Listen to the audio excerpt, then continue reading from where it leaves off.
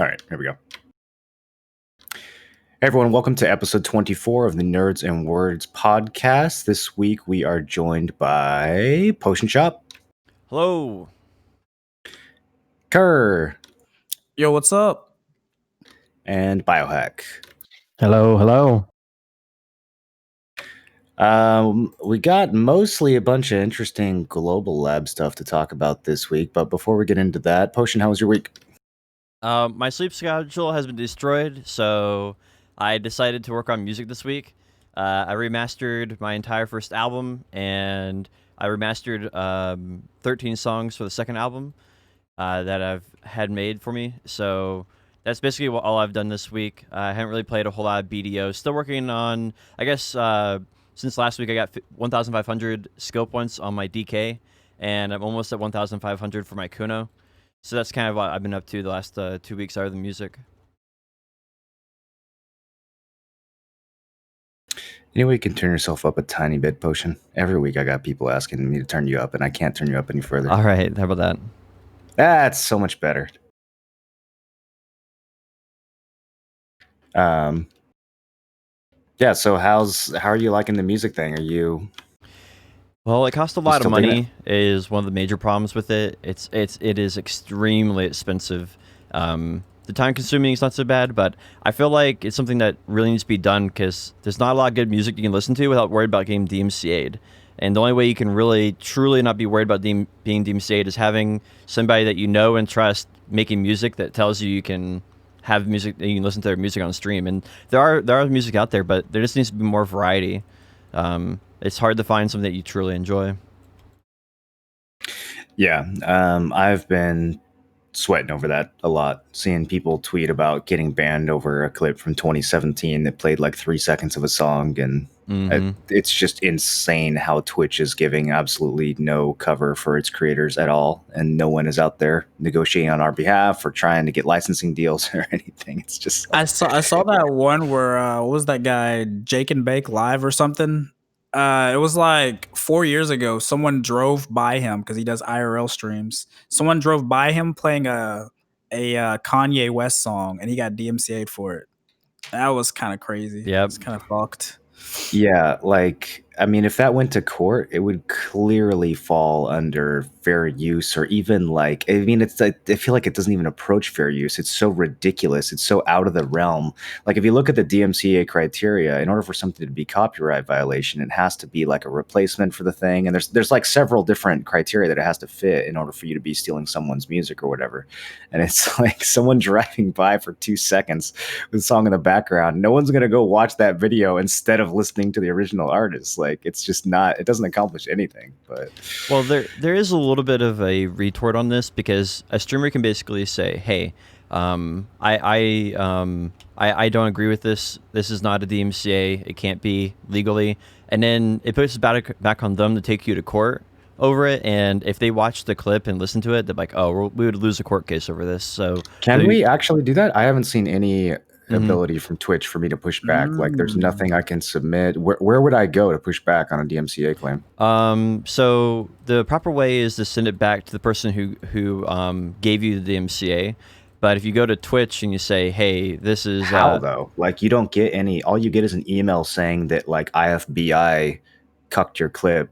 Have a nice day. Like, you don't get Or that, any... like, your account's banned, so you can't even log in, right? You don't get any kind of recourse. Like, are you supposed to just go figure all this out on your own? The Twitch bans are being... some of them are being reversed. And so basically what you do is you have to go to the individual who gave it to you, though, and say, I retort this, right? And they have to have some type of way to contact them to tell them that. There might be a little bit of a process to it. Obviously, anything dealing with legal is extremely I think convoluted. That's very optimistic. I don't think there's any such process. I think Twitch is completely dropping the ball here. Oh, I agree. I think Twitch needs to do way more than they're doing right now. But I to say that there is no recourse at all is not entirely true.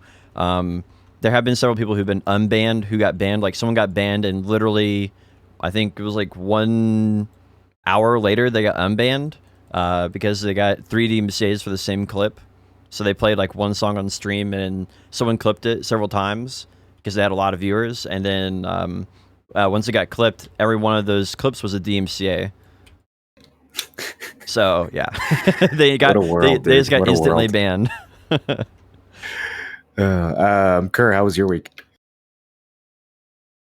My week's been pretty stressful. I got finals in 2 weeks, so I've mostly been like studying and cramming in projects and assignments. Did nothing fun. Then other than that, like with my BDO time, I've been having to grind for freaking the Black Spirit Claw pieces, dude. I've gotten 2 in 10 days of like trying to pre-order them. So I've kind of resorted to just like leaving an alt at Peliku jail. Have you thought about grinding pirates? You can get blue accessories for the event.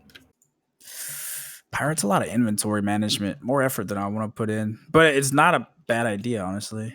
Peliku is pretty nice. You get one like every hour or two there. Yeah, people say that they average at least one every hour on Arsha. I had 1 hour where I got 2 in an hour, and then another hour where I got 2 in an hour. But so it seems to average out to like That one place every would around really be every a good hour. grind spot if they didn't flood the Sicily economy. It would be honestly be a very good grind spot. I just wanted an excuse to go back to pirates. Hey, the accessory event's probably the closest thing you're going to get for a while. Yeah, I don't know if it'll be enough. It might be enough to go there for like an hour a week, but we'll get into that later.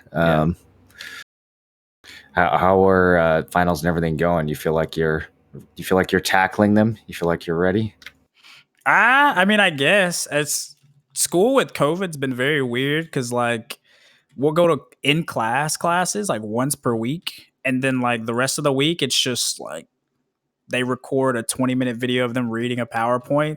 So like you're not really learning much, I guess, or like you're not being taught much. You kind of just doing your thing, and then like all of the exams we've taken have been like unproctored, even like the midterms. So it's like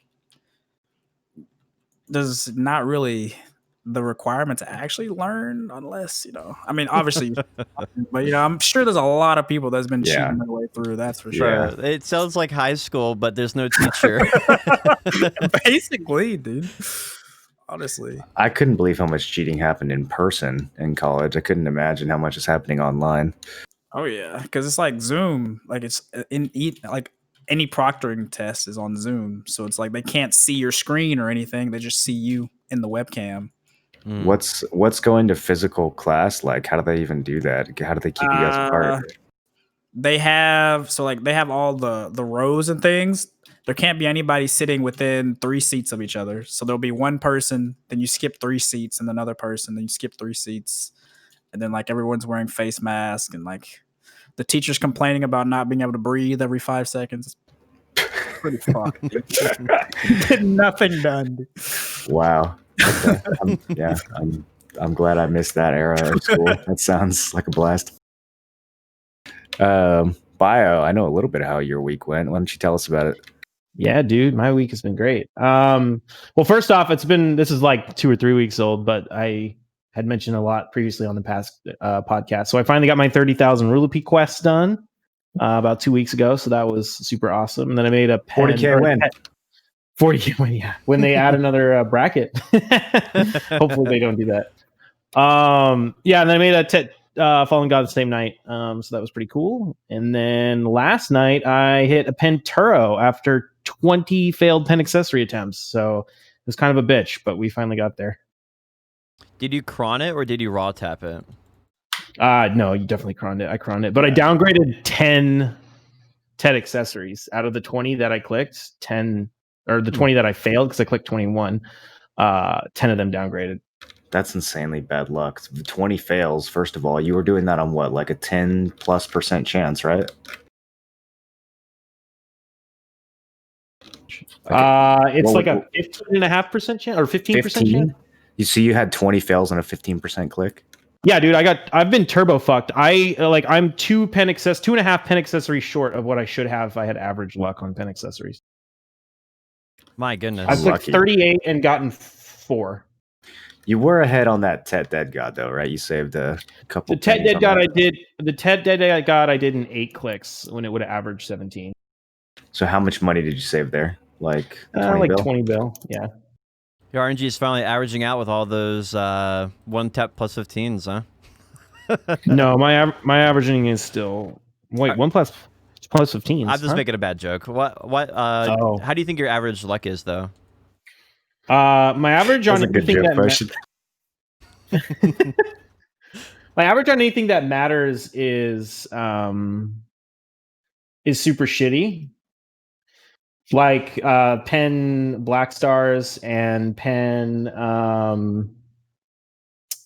like pen accessories has all been crap, but the pen Fallen God was really good. So overall, I'd say my luck on like big things has mattered. Obviously, like on regular pens, I'm just getting average luck, and like tech accessories and stuff, it's all average. So Yeah, I don't know, but it is what it is. I mean, as long as you hit that pen Fallen God in like less than 1,000 attempts, you're going to be way ahead, right? So you can't complain. I think it's like if I get a stack to 400, which I think is what I do, it'd be like 985. Okay. yeah. Let's give 400. Or maybe stack. like 890 or something like that. Just It was something- 890, you know. Yeah, you know, digits. just like 4-ish billion. Wow. Wow.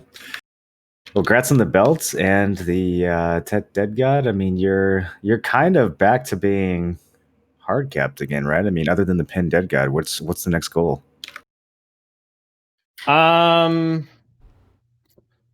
Richard Ring. I want to do the Merchant Ring someday, but right now I really want to get the Infinite Potion so I can go grind Deboreka necklaces in Ash Forest.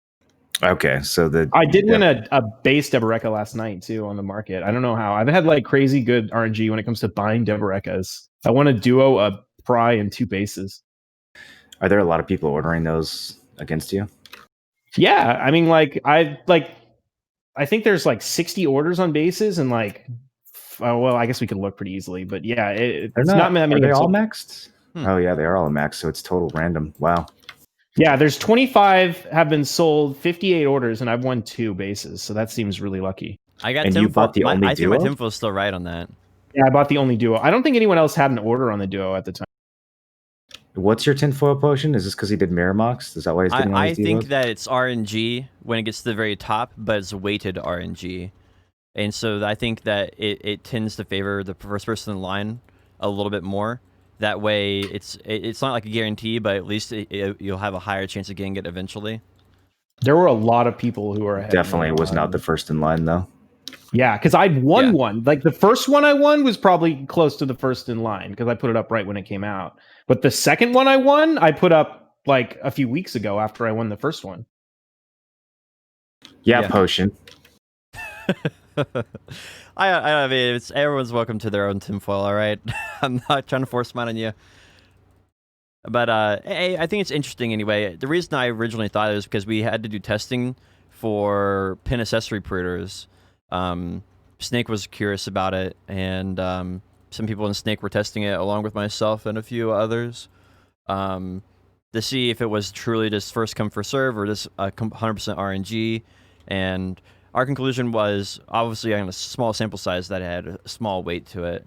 But how much it's weighted towards first come first serve or whatever, and if it's maybe it's just our placebo effect too, working out in effect. It is for sure. It's been tested by so many people so many times. So, Mora, what was in your week? Let's move away from my tinfoil. Let's go. Come on.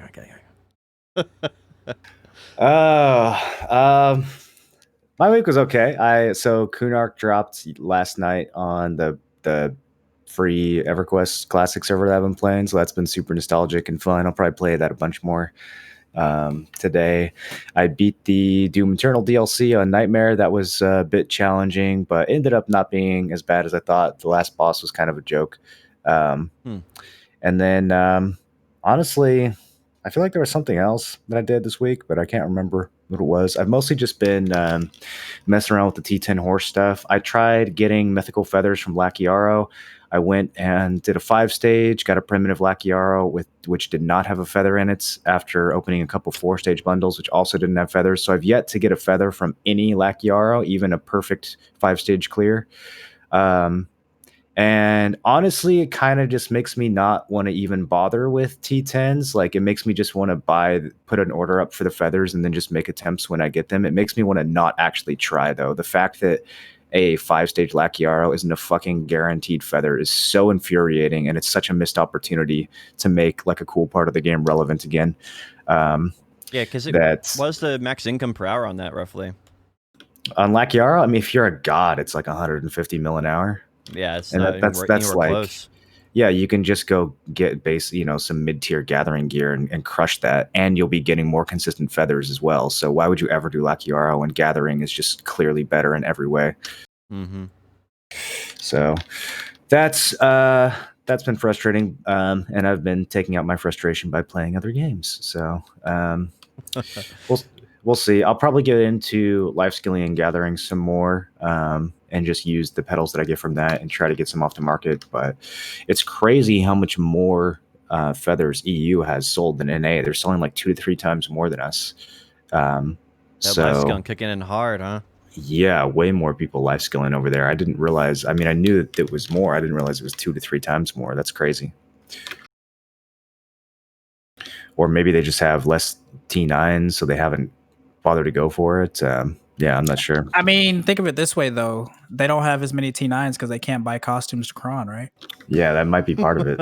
So they can't buy costumes to Kron the T9 attempts, right? The T9s don't require that many crons, though. They could just buy vendor crons. Vendor Krons. They could. Yeah, I don't know. I think it's very interesting. I mean, a lot of it has got to be just stockpiles too. Like, I think going forward, the petals and the feathers are going to be a lot less available because people have like 6 months worth of petals that they just dumped into this, and now the stockpiles are all cleaned out. But yeah, we'll see how far away the two regions are split in a couple months. It's kind of fascinating. Yeah, I know you've looked at the math a little bit more. Like, how many hours are we looking at if you're starting from scratch to get a feather, roughly? Do you have an idea? Yeah, so it's about 1 feather every 30 petals, we think. That could be a little bit off, but it's probably close enough. And we figured out that you get, I think, like 3 petals an hour if you're at 1300 mastery, 6 an hour at 1800, and 8 an hour at 2000, according to Byrog's calculator. So for most people, it's like 70 hours of gathering per T10 attempts, plus all the other shit you have to do, the dailies and everything. That's brutal. in grinding, for it's like crazy. It's like Yeah, for grinding, it's even slower. I guess you just kind of got to view it as some like extra shit on top of what you would have normally done, as opposed to like actually going out and trying to do it. It's kind of like a bonus. Yeah, I mean, if you are someone who is already hardcore into gathering, then it slots perfectly right into what you're doing. But like I said, it's a disappointment for me because this was going to kind of like re-motivate me to start doing Lakiaros again. I was going to make a YouTube guide and like, hey, Lakiaros back, and it's just not. Yeah, no, I mean, it's definitely a missed opportunity of making, like, it basically doesn't make any new content worth doing. Right.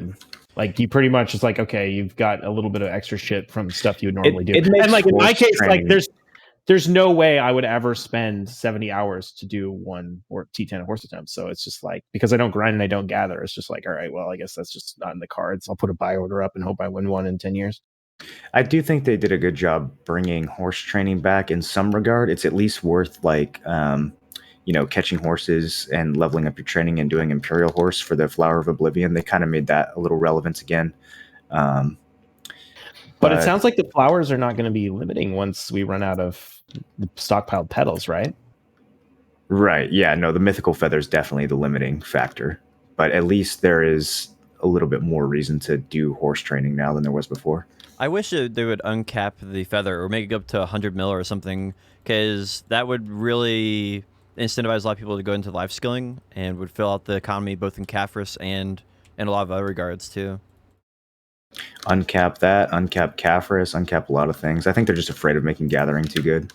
I mean, I think it's okay that it's a pain in the ass to get. That's kind of cool. I just hate that there's no like bad RNG protection, because with the T10, you don't even get a higher success rate if you fail. And let's say if you're at peak efficiency and doing 2 attempts every month, there's like a large percentage of people that are going to get turbo fucked and won't even have it 3 years from now, even if they do the 3% swing every 2 weeks. Yeah. So like, that's like the biggest thing for 24 me. swings. That's 24 swings a year, right? Did I do that math right? If you're being perfect and you're gathering for dozens of hours a week and doing everything else. With perfect peak efficiency. So how long does it actually take you on average to get one? A year and a half, roughly? For most people, if they actually went ham, it would be a year and a half. I mean, realistically, for someone who like doesn't play the game 30 hours a day, we're probably looking at 2, 3, 4 years. My Good luck. goodness, that's such a long time. Yeah, we'll see how many people are even still playing the game at that point. I guess they're planning on the BDO being around a long time with those type of odds. It's And just a then lottery. It's not a you realistic can't even goal. It's literally a sell it. lottery. Yeah, then you could Like sell. you can't even sell the T10 horse, so it's like You could turn into Imperials though. You know, all that hard Yeah. effort turn into Imperials. The fact That's that you true. could Imperial it is crazy to me. Yeah, I'm glad they left that in. Speaking of Imperial, you think they'll ever put a T10 horse in the Imperial auction? I think they should. I think they should put literally anything in the Imperial auction house. They did it one time and then they just forgot it was in the game. I wish it would be really cool to have like rare stuff going in there like all the time. Yeah. Mm-hmm. Okay, so before we move on to patch notes and stuff, something that I want to quickly go over. Tim is not here this week. He is banned for 7 days on Twitch. Everyone at this point knows about the drama between him and Joe. We've kept it off this podcast, and we're going to continue to keep it off the podcast. It's beyond the scope of what we're doing here. All I really want to say about it is, no one was there except for Joe and Tim. All we have to go off of is what they have told us about it. I personally hate the fact that two people who I consider friends are, got into a fight like this and that things escalated the way they did. I think that everyone, including Tim, knows that Tim took it too far this week. He knows that he deserved the ban. He's taking it, in stride. He's not complaining about it or saying that he got, treated unfairly. He knows that he went a little too hard. He knows that he deserves to be gone for 7 days. And so that's what's happening. If you care about this drama and you want to hear any more about what's going on, both of them have made final statements about it on their YouTube. We're not going to go into it here. We're not really interested in hearing people argue about it in chat or anything like that. Nobody here thinks that like violence is cool or something that should be celebrated. And I think the whole thing is pretty fucking stupid. I hope we can all move on from it. And that's kind of all that I have to say on the topic. Does anyone have anything to add to that? I think I'd echo the same thing you just said. Well done. Yep. I agree 100%. So now let's get into the actual BDO stuff this week. Has anyone fought Bloodstorm Nouver yet? Nope. I actually, what's the rewards for it? What are the rewards for it? Is it like a Tet Nouver still, or is it like something else? Yeah, you can still get a Tet Nouver. I don't know if there was anything other than that that's like unique. Does anyone? I don't think anyone has done it. Yo, I missed it, dude. Because like after that last Nightmare's Arc I went to, where she like just didn't spawn, I was like, all right, dude, whatever. Yeah, there's some of a weird bug going on with it. Yeah, I've heard it several times about it not spawning. It's like particular channels though, right?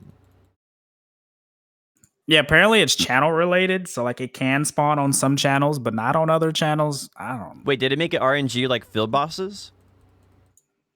No idea, but they extended the or the scheduled spawns by a week or two just because it was an issue, but they didn't say anything about like if it's intended or not.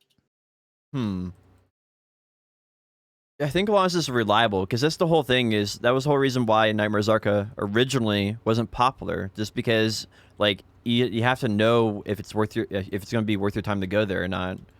And so the same thing's true if it's like RNG. A lot of people are saying that they just show up and lose their crystals, so it seems like something that maybe you bring your alt to.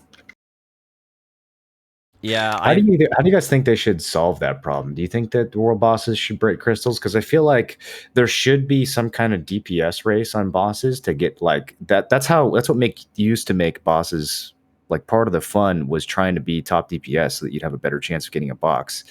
And now it's like even if you're top DPS, your odds of getting a box are kind of not worth the risk of like the crazy crystals that we have at stake, because we didn't have any of these 300 mil crystals back then. If you lost losing two L cars, like it wasn't the same back then. you would tier your XP and then you would go get another power crystal or whatever, but like it wasn't that big of a deal. It would suck, but it wasn't like I think hours and hours of work. I think the punishment should be, there should still be a punishment for dying, but instead it should be reduced loot.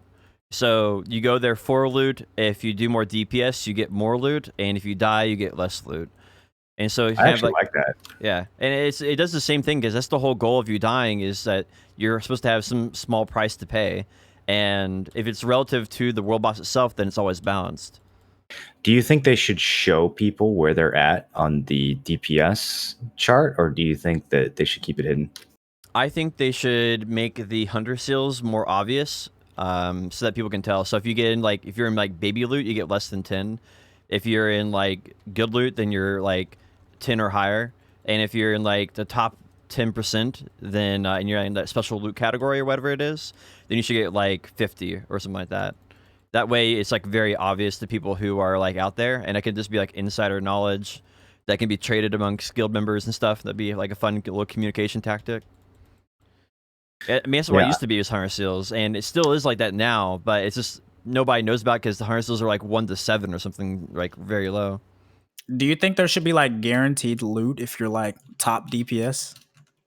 You should get a better chance. I mean, the way they did it before, I don't know if it's still like this, but there was a top 40, a top 70, and then an everyone else. So there was 3 brackets. They talked about it a long time ago, Moro. They said that the last time I heard anything about it is there's still top loot and middle loot and bottom loot, but the middle portion is 80% or something like that, and then the bottom 10% is terrible loot, and the top 10% is higher. That's I'm just pulling numbers out my ass, but that's roughly how to think about it. That's what I heard last. Yeah, I just don't know how that's changed now that bosses have global health bars and stuff. But I do think that it would be cool if it was more obvious where you were, on the DPS, because it should be a performance meter, right? It should be a combination, like you said, of your damage and whether or not you're dying. There should be mechanics involved in getting the best loot, and you should be able to rank yourself against other players, and it should be something you can practice and improve over time. That would make the bosses a lot more interesting than just show up on your season character and hit it once and roll the dice. I think the solution to that is, like I said, hunter seals, but if they need to make it where it's more obvious that it's hunter seals, then they should drop hunter seals as you're doing damage to the boss, and the more damage you do, the more hunter seals he drops. So as he's lowering his health gets lower and lower and lower, you'll get more hunter seals, and they'll drop loot, a pinata type deal. And so then by the end, you can count up and see how many hunter seals you had, and be oh, okay, I know roughly where I sat on the damage table this time. Maybe between 1 and 100 or something. I don't know. On BDO Mobile, they basically you don't lose any progress or experience or anything when you die to a boss, but you get a 60-second debuff that drops your AP, so you do less damage, and they straight up tell you the more damage you do, the better loot you get. And so when you die, you get a penalty to your damage going forward. And so you know that even though you respawn instantly and you go back in the fight, you know you're doing less damage for the next 30 seconds or 60 seconds or whatever. And so you know you're being penalized to some degree. Yeah, it's also pretty good. Yeah, they need something like that. I mean, we could say we go one way or the other on how they should do it, but there's they definitely need something to make it a little bit more obvious that that's happening. Or explain it. I mean, especially since you're risking crystals, right? Like you said, since they're so expensive. That needs to be. They just need to remove that. It's such an old mechanic. It was before we had even Wanbons and Jins, before Kama Sylvia. It's just so outdated now. Yeah, I mean, that's the problem, is that crystals are not a joke. You can lose 1 billion silver worth of crystals very easily. Mm-hmm. And actually, I learned this the hard way at Sawsons. Even if you're 1 karma less than maximum, you get a increased penalty to crystal loss. Basically, the lower your karma drops down closer to 0, the more crystals you can break. You can break up to 3 crystals if you're even positive karma, and then it continues getting and once you get below negative karma, it goes up to 5 you can break. It just gets into that's just kind of, it's really ludicrous. You could break up to 5 crystals, and that's obviously negative karma, but still, it's pretty crazy. I learned this at Sawsons because I obviously died a lot to people in PvP there, and when I died, and sometimes a mob would kill me and get the last hit, and If I was full karma, I would almost never lose a crystal, or maybe lose one.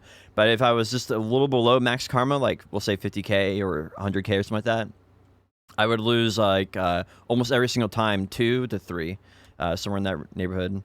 Obviously RNG, but it's, I don't know. I think the whole thing needs to be reworked. I think like when you kill somebody in PvP, we talked about this before, but it should be like a longer respawn timer or something. I feel like that seems a lot more appropriate. What do you guys think about open world PvP at world bosses? Actually, though, I miss it, dude. I miss when clans used to lock that shit down and grief each other out of the way. I think that they should have disabled open world PvP, but enabled guild PvP. I think that makes a lot more sense. That's a decent compromise. I still think it should just be completely open. I mean, if someone wants to lose the karma to wipe out a channel, then more power to them. But the karma penalties are so fucking crazy, anyways.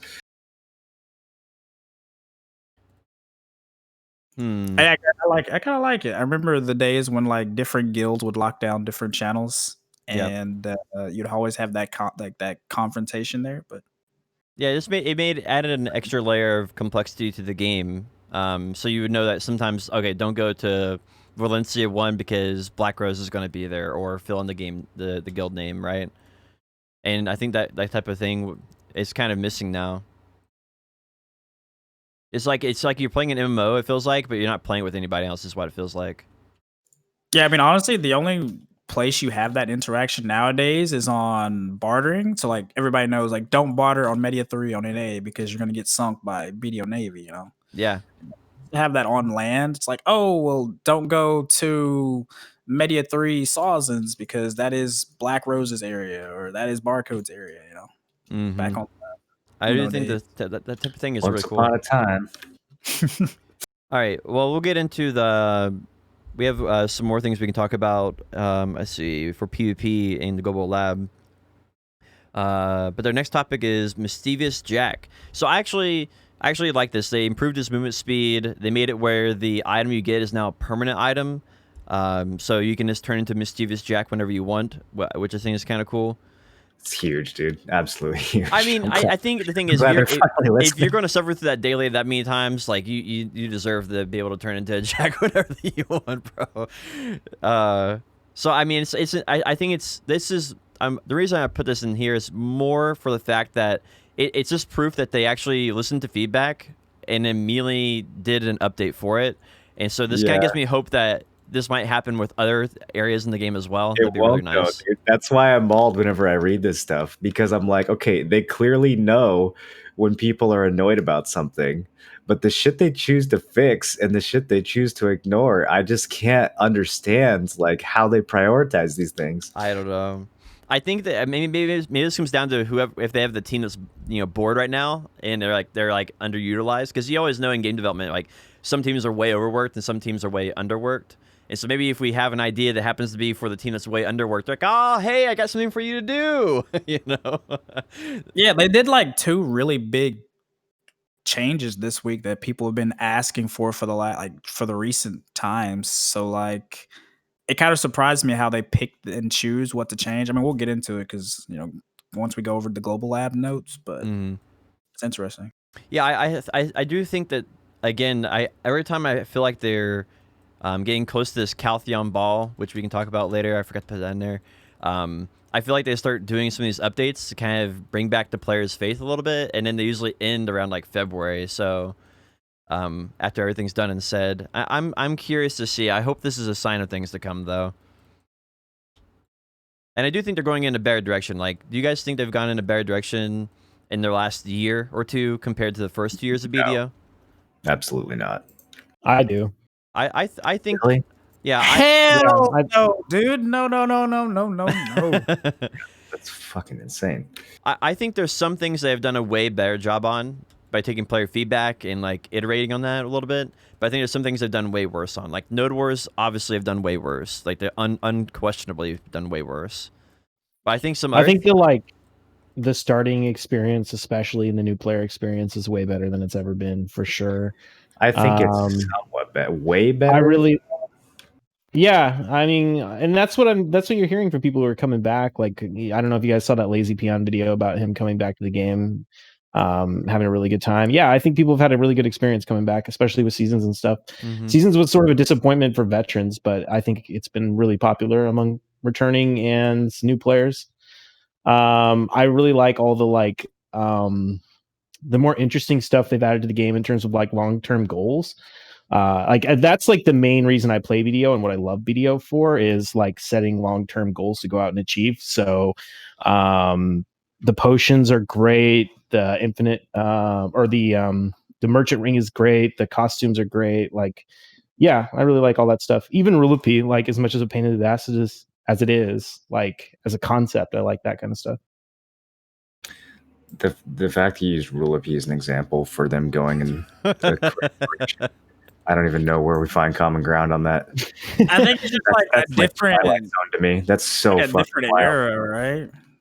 But like, I mean, that's the thing is like, I like those kind of like long-term kind of goal stuff. And yeah, I mean, I guess maybe Rulupi is a bad example of like for if you don't like that kind of content, but all I want I is don't know. long-term goals, but that's my problem is that they can't seem to set the goals up in a way that's anything other than tedious and just a chore, man. Like, I mean, it's up, but you don't have to do it. Like, it's for 99% of the player base, it's not even worth doing. Mhm. Yeah, Rulupi, like unless you want that +5 stack, doing Rulupi it's is the a waste of most time. worth thing in the game's history by far, and it's also the most boring and tedious. Like, Most worth? How? Well, you have to be a biohack for it to be most worth. +5 stack for like Yeah, for me, hours of work. I mean, you save yourself 1 million silver every time. If you No, compare for that me to it's fucking anything else huge. you But did, like 90, but like how many people are enhancing for 40 hours a week? Like Bro. that's the kind of level you have to be at before it becomes worthwhile. yeah, at all. again, but that's not because of how rewarding it is. That's because enhancing is another thing in the game that's tedious and boring. It has nothing to do with how worthwhile or rewarding the activity is. Well, I think that's a difference in like how you guys enjoy video games, right? Biohack tends to go for like the fun factor for him is the silver accumulation and like the rare item accumulation, right? For you, it's Yeah. more about the like meaning behind everything, right? The PvP, like why you're doing the PvP. Who's versus who? Why did we hate each other or like each other? Or why are we working together or against each other? And you're more like social dynamics of everything, which is I think where a lot of people want in an MMO. And Biohack's more about But I mean, long-term even goals. if you consider like the social dynamic stuff, like they've added a lot more group grinding content that's reasonably viable. Like Olan's is pretty good, Turos is pretty good, Paddox is not bad. So I mean, like I don't know. I feel like as veterans of the game, sometimes we got to take a step back. I think the game has been like I think they've done a lot of stuff. They definitely could do a lot more. They added the 1v1 arena. That's really nice. I don't know. I think you got to give them a little bit more credit. I think give it's them just a more little bit of being. credit. I give them about 20% credit on all this stuff because that's how much they deserve. Because everything they implement is 1/5 as good as it could be if they just tried a little bit. I agree with that. They could like make very minor tweaks to all these systems that would improve them by like a factor of 10. But I think just sometimes we're just jaded by the experience that it used to be. So like back in like 2016 when it was, multiple servers and every server had its own dynamic, it was like when you start playing the game, every guild owned a channel. So it's like, oh, I'm going to go grind ogres to try to get an ogre ring. I've like never seen one of those. So you're going there, you're grinding for ogres on Media 3. Next thing you know, like 6 barcode rangers come out of nowhere and just like beat the shit out of you. So then you're like, okay, well, fuck it, dude. I'm gonna go back to chimeras and grind and get my gear up. Coming back a week later, we're gonna fight again.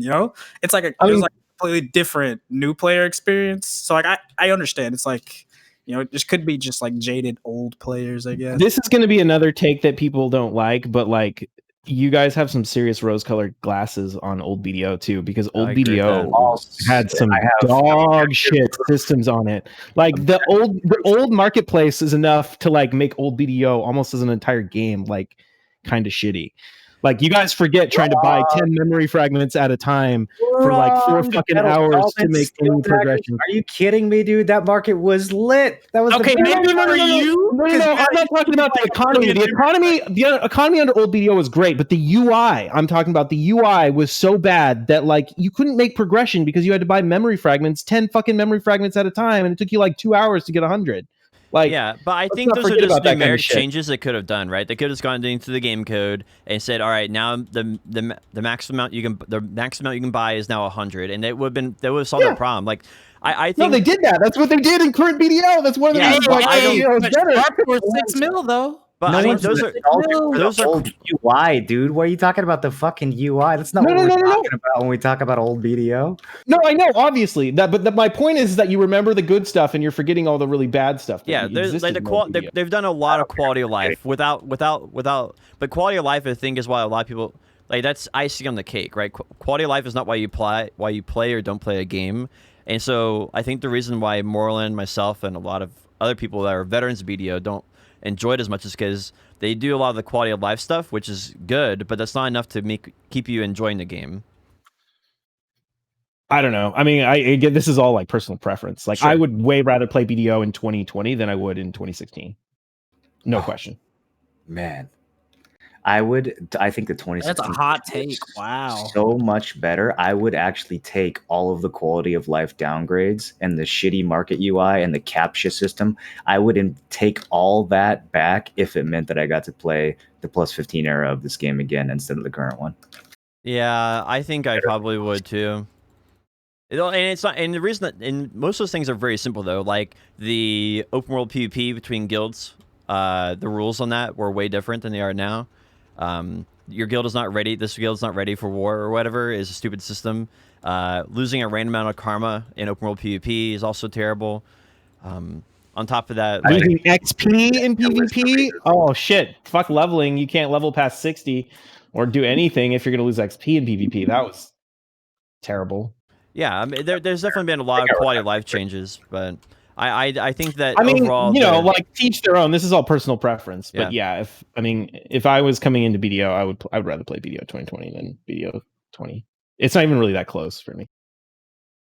I do think the first 6 to 12 months right now in BDO are like great. If you're starting the game for the first time and playing it, the game's in a really good spot. I just think it's not for people who are playing further than that. Well, and we see that even in players, right? They keep doing these new player pushes. Like, hey, you know how many tens of thousands of people tried BDO when season 1 and 2 came out? Both those, like, so many. And you can see how many people came back for a Guardian and like started playing it because of like everybody knows who's an MMO or knows what BDO is now. They've tried it. And the fact is they haven't maintaining those players because they don't have a very good veteran player experience. And when your game gets older, you can't just appeal to the new players anymore. You have to appeal to you have to have some type of appeal to veteran players to maintain them, and that's what they're lacking really right now is that appeal to veteran players. They I don't know. From a business standpoint, I think they're probably doing fine, ignoring veteran players and just focusing on new players. Because new players, it's easier to get new players to spend money than it is to get people who have been here for years and who have already bought everything. Like, sure. I'm sure that whatever the churn is worth that for them, like from a business standpoint, it's probably always going to be better for them to just focus on pumping out new players and then getting them to quit in 6 months rather than trying to convince someone to stick around for 4 years. I guess what I'm saying is like right now it feels like there's like a 80-20 split, right? 80% of the effort's gone on new players, 20%'s worked on like veterans. I'm just pulling That's random probably numbers. the revenue split too. It's probably 80% new players and 20% veterans. I just think that should, as your game gets older, it should slowly start working towards maybe like more towards like 30%. And then maybe after 7 years, you're at like 40%, right? And eventually you're at 50-50 and you just do 50-50 forever. My argument is that they could easily be doing both and that they're not mutually exclusive. That's I why agree, yeah. I've been so critical of the game lately, because I think that there are systems that would serve new and veteran players.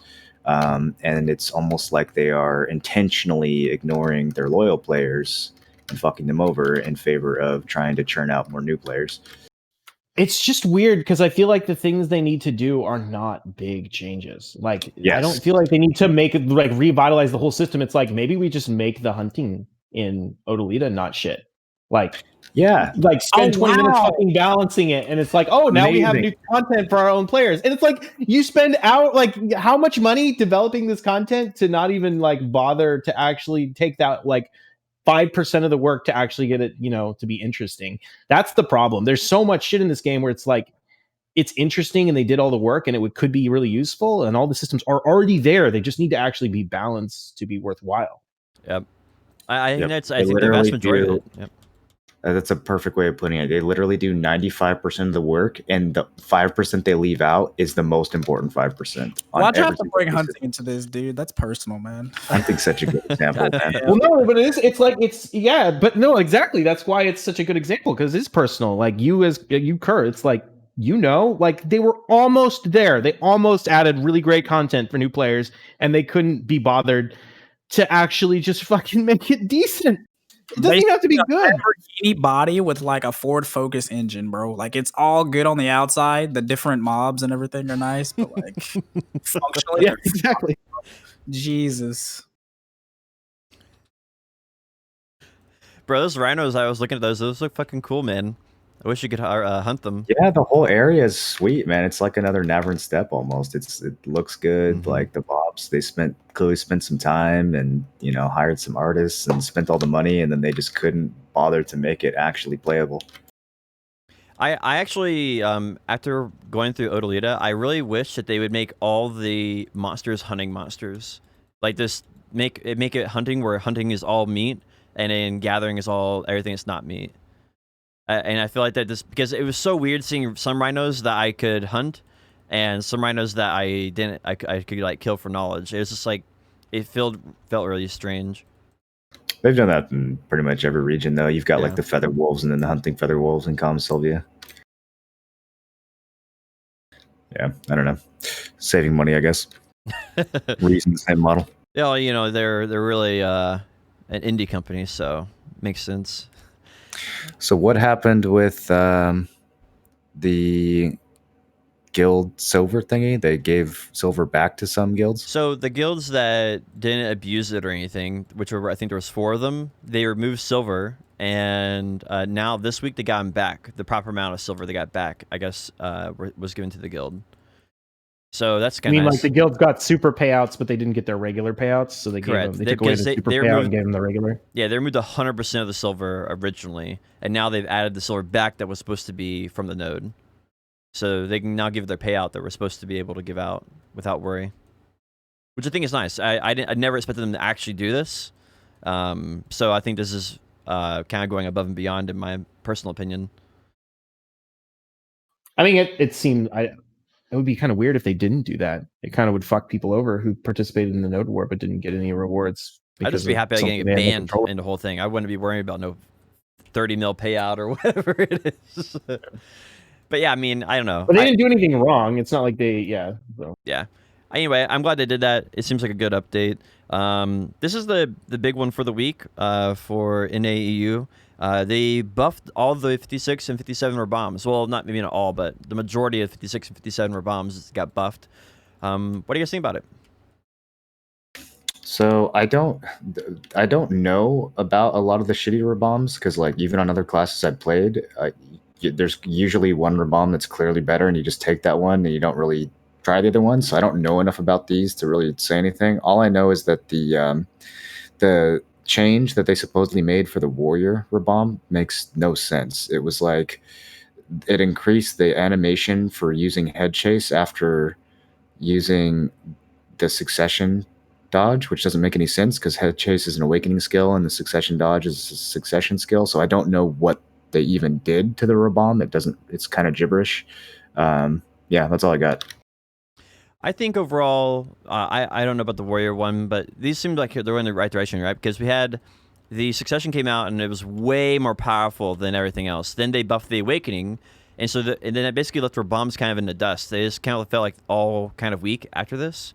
In my opinion, most of them felt very, very weak and underutilized. And so now with these buffs, I feel like I now have a reason to go back and use these bombs that used to be pretty good. Because I remember using one of my bombs, my Sork, I used to do for DPS and PvE, and it just hit like a wet noodle compared to my other abilities after everything was buffed. It looked like they only buffed the bombs that weren't used. It didn't look like they went through and buffed bombs across the board. All the ones that Yeah, get buffed were the ones that nobody ever took. Yeah. they buffed the ones that weren't in use, and some of them kind of seems like they've overtaken the one that used to be stronger. So like I saw they did some change, a pretty big change to the Guardian one. Made one of them. They took away like HP and DP on one of the Guardians, and then they added super armor to Valkyrie's heal Rabomb. So there was it. Kind of changed the little things for some classes, but not for every class. I think it's So a not bad. It's proper way pretty of good. doing it too, right? Because like if they need to do a second pass, they can do another pass on the regular abilities. I think doing small incremental changes is way better than like over buffing, and then you have Striker Succession 2.0, you know, and no one wants that. So I'm pretty happy with it. Just another quick me baby raging about something. Sell junk items, doesn't sell Lakiaro roots. I just want to put that out there. Why do the devs hate Lakiaro so much? That's all I got. Next. Yo, I actually found out they do sell your Hikaru spikes and stuff like that, so be careful on doing that if you're doing Hikaru I knew spikes. there was going to be some obscure shit that they forgot about that was going to get vendored that shouldn't get vendored. Yep, it was. I think it's that one and some of the other Sea Monster stuff. So, BDO events, Pearl Shop update. Tim wanted me to bring up the fell stacks from the Pearl Shop. Do you guys know what was up with that? Are you just talking about like the ability to sell them? Yeah. I mean, you can buy 20 stacks now, and There's like a $50 package where you get like a couple hundred crons and like a 50 stack or something like that. That's what I saw. Is it the highest stack they've ever sold on the marketplace? I mean, that's not new. They've been slowly trickling that in. It wouldn't surprise me if there's eventually a bundle with 100 stack and et cetera, et cetera. That's going to continue to slowly creep in. What do you think about the Arctic Fox $50 pack? I think that's insane. I kind of wish they'd just sell the Arctic Fox by itself. If it was by itself for like $15, I'd probably buy it. I think they sold it by itself last time, didn't they? The last time they had it before this was they did Desert Fox, and it was an RNG box between Desert and Arctic. I could have sworn I bought my Arctic Fox by itself, but I don't know. Maybe I got scammed into a bundle. I think that's what they did the last winter. Last winter, I think, when it came out. I think that's what they did. The very first time it came out. I think they should make it so that you can have 5 Arctic Foxes out at once instead of 1. I agree, actually. I mean, it would be pay to win, but if someone's willing to pay that much money, then why not? Can we get 5 hedgehogs active at a time? That would be I should be able to buy a lifetime value pack and a lifetime common blessing, et cetera, et cetera. I'm tired of this 30-day, 90-day shit, 15-day shit. Just give me a lifetime subscription already. Wait, so something that like auto renew?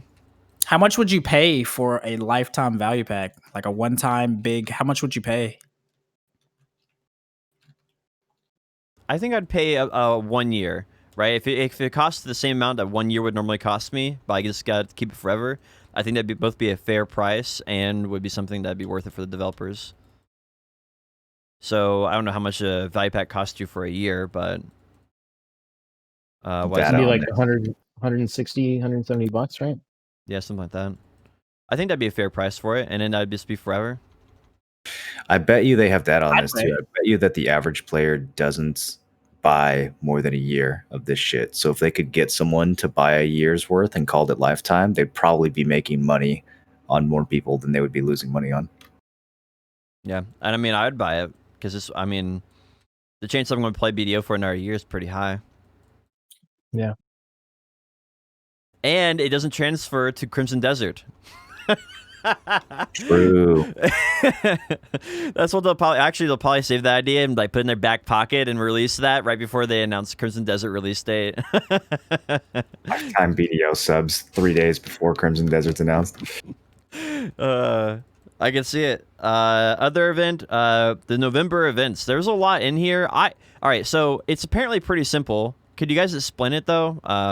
It's apparently just log in and you get stuff. Okay, so there's a couple things going on. There's the little merchant who you can buy fail stacks from, and the prices are actually reasonable. And then there is login rewards that you you have to do a quest with the Black Spirit where you just run around Velia and like look for footprints. It takes like 5 minutes. Once you do that quest, you get a stone. You then use your challenge reward login stuff to process the stone 60 times.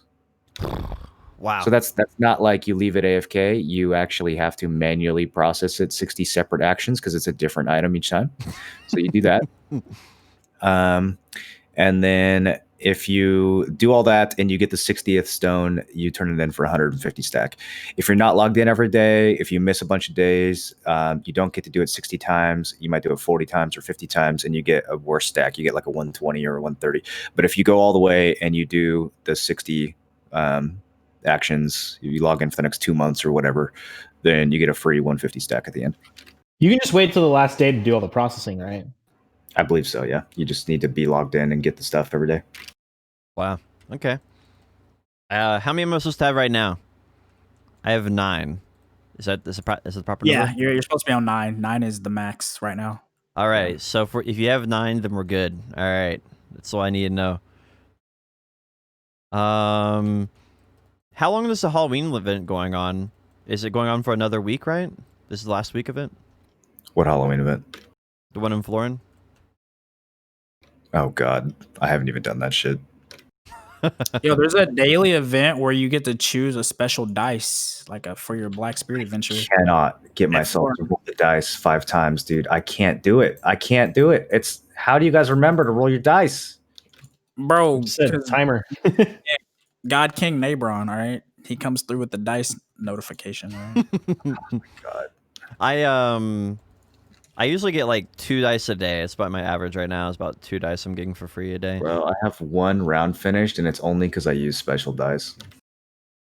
Yeah, I really feel like right now it's a bad system for like a casual user. It doesn't make any sense. It's like you get average rewards on it. I don't know. It feels like it feels bad failing. I guess that's why it really comes down to it. I just feel bad failing it. It feels bad not completing. Like, and I guess maybe that's their goal is to force you to check the game 30 times a day. But like, You have to average 9.6 per dice roll if you want to finish it. I wish the dice would auto collect, and then I could just go there once a day and roll my dice. Yeah, that would be nice. That's what I'd really like to do with it. I think what would be really cool if they want to make it where it's a law. Every 6 hours of being logged in, you get a free dice. So that would just encourage people to stay AFK in the game 24/7. So then you get 4 dice a day, but you just get automatically for every 6 hours you're logged in. yeah, like in your challenge tab instead of having to go through this laggy ass thing. And I wouldn't make it in your challenge tab. Just make it where you automatically get them. This goes in and puts in your dice scheme and everything. No challenge tab or anything. Amazing. Let's see. So November events sound pretty good with 150 stack. We also have a horse event going on. I guess the idea is for tier 9 horses. I didn't read too much into this. What's the details on this? Yeah, I don't think you really. I don't think it's really connected. It's the old one where you train a horse, and then when you turn it into the Imperial Vendor, you get these like extra scrolls that you can turn in for other T8 horses or for the Grand Varet horse gear. And stuff like that. It's that one, and like extra mount EXP, so your horses level faster and things. So it's like an AFK. It's like a boost to AFK overnight horse training. It's something like an extra 15 or so mil per night or something like that. I'd have to break the numbers, but I say every money, a little extra money. All right, and now finally, the meat and potatoes of today's podcast, the Global Lab. They have done a ton of stuff on Global Lab this week that's interesting. The first one is Thorn Castle. Moro, is it everything that you were expecting? I haven't seen it. I don't know. Oh, what? So it's apparently to collect seeds, and if you get enough of these seeds, then you can spawn the boss. And apparently it's 5 players versus 5 players, like they were saying before. It's pretty interesting, and you can also take control of the Olin Valley golems that are in there as well. So you can take control of one of those. What does that mean? So do you have 10 people all in the same area, or do you have 5 people in one area and 5 people in the other area?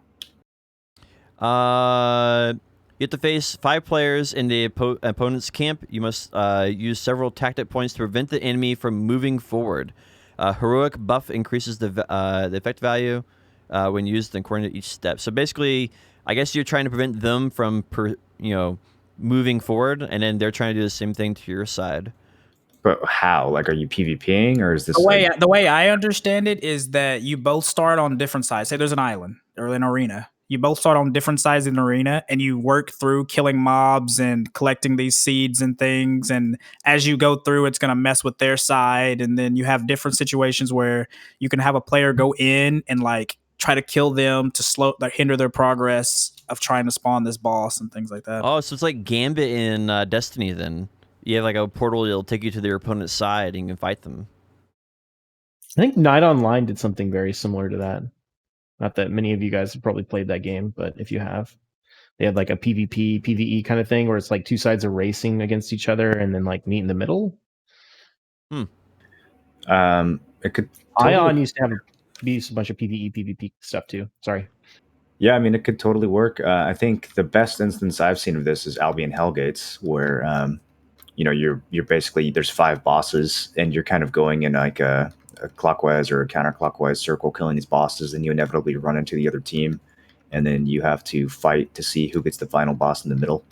Dude, give us Hellgates, please. Yeah, so if it's anything like that, where you're like doing PvE and then you run into the other group, and then whoever wins gets some big payout, that's perfect. Like, that's the formula, right? So, do we know what the rewards look like? I don't think they've said anything about the rewards yet. That's been a trend on the Global Lab recently, where they've announced like 2 different Hadum grind spots, and they haven't told us what the rewards are. They have now the Thorn Castle, and they really haven't told us what the loot is for it. I'm thinking that it's all going to kind of relate to the Black Star armor buffs and stuff, maybe. And maybe that's why they're not talking about it, because they haven't detailed the system yet. But yeah, they haven't mentioned. I didn't see anything in here about loot. But they did mention that you can get in one of the big like Olin golem things, and you can actually like fire off the cannon and like walk it around and do a jump attack and stuff like that. So very similar to Shadow Arena, I would assume. Oh God, is there going to be some fucking gimmick where you have to take over a giant summon, and that's okay? Well, I mean, we'll see, dude. Maybe it'll be cool. I don't know. You're supposed to get moral hype for it, not like tell him stuff that he's gonna hate, bro. There's always some dumb shit that they add at the end that ruins it. Like, just let us PvP over money and get. I don't know. We'll see. I'll see. I've been waiting for this for so long. Even if it's like half as good as it could be, it'll be a lot of fun. So I'm glad it's finally coming out. Yeah. Now, one thing that they didn't mention here is they didn't mention how your gear will affect it. So originally, when they said that your gear would matter in PvP, but not PvE, or I think it was like one or the other. So we'll have to see. I don't think they mentioned that in here. So we'll have to see if they make any clarifications on how gear affects things. Really? Where did you see that? That was the original announcement they did last December. They said, "Hey, we plan on your gear affecting one but not the other," or something like that. I don't remember that. Yeah, I kind of forget. I think it'd be cool if they did like a capped and an uncapped version of this, like same with Node Wars, right? Like if there was a bracketed Thornwood Castle and then an unbracketed Thornwood Castle, and the unbracketed one obviously has like way better rewards. I think what fantastic. I think what it was gear mattered in PvP but not PvE, which seemed weird because it should be the reverse of that, where it might matter. Either one of those, both of those are bad. Like, how are you going to design a mode where people's gear matters in PvE and not PvP, or the other way around? Either like you're going to just lose in the PvE portion because you don't have the same gear, or you're just going to lose in the PvP portion because you don't have the right gear. Like, I don't know. It doesn't seem to make sense to me either way. I guess they could do like preset gear for one. Like, I mean, like the concept of like the Oasis shit that we have, right? The Oasis stuff. It'd be the same as Dark Rifts, right? For one, because Dark Rifts doesn't matter what your gear is. You can put on literally like gathering gear and go kill Dark Rifts. So I think it's going to be the same thing for this. I don't know, but for PvE or PvP, one or the other, where your gear doesn't matter like that. Well, to see. Yeah, It looks I like it's hope they very don't polished. Like like they have this one champion that's basically for your side, and you're basically feeding these seeds to the champion so they can go fight the end boss or something. I don't know exactly the whole mechanics of it here, but it looks like they've done a lot of polish on there. So hopefully, my main thing is I hope there's enough variety to make it interesting, because the variety in League of Legends is like is basically your champions you pick. The variety in Destiny is the guns that you pick. And then I'm kind of curious what the variety in this game is, because it's not going to be your weapons or your armor. So the variety has to be kind of the mobs, and that's really or the map.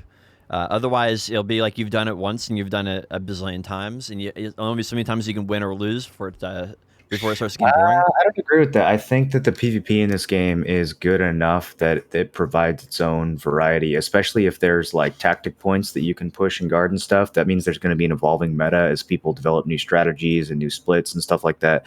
I don't think the map itself needs to vary a whole bunch. I think the combat in this game stands on its own, as long as what they need to get right here is the reward structure. They need to make sure that people have a reason to queue up for this and that it's actually a proper contest. If the rewards aren't there, then people aren't going to do it.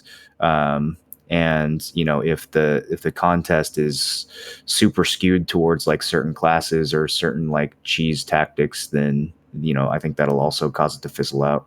But see.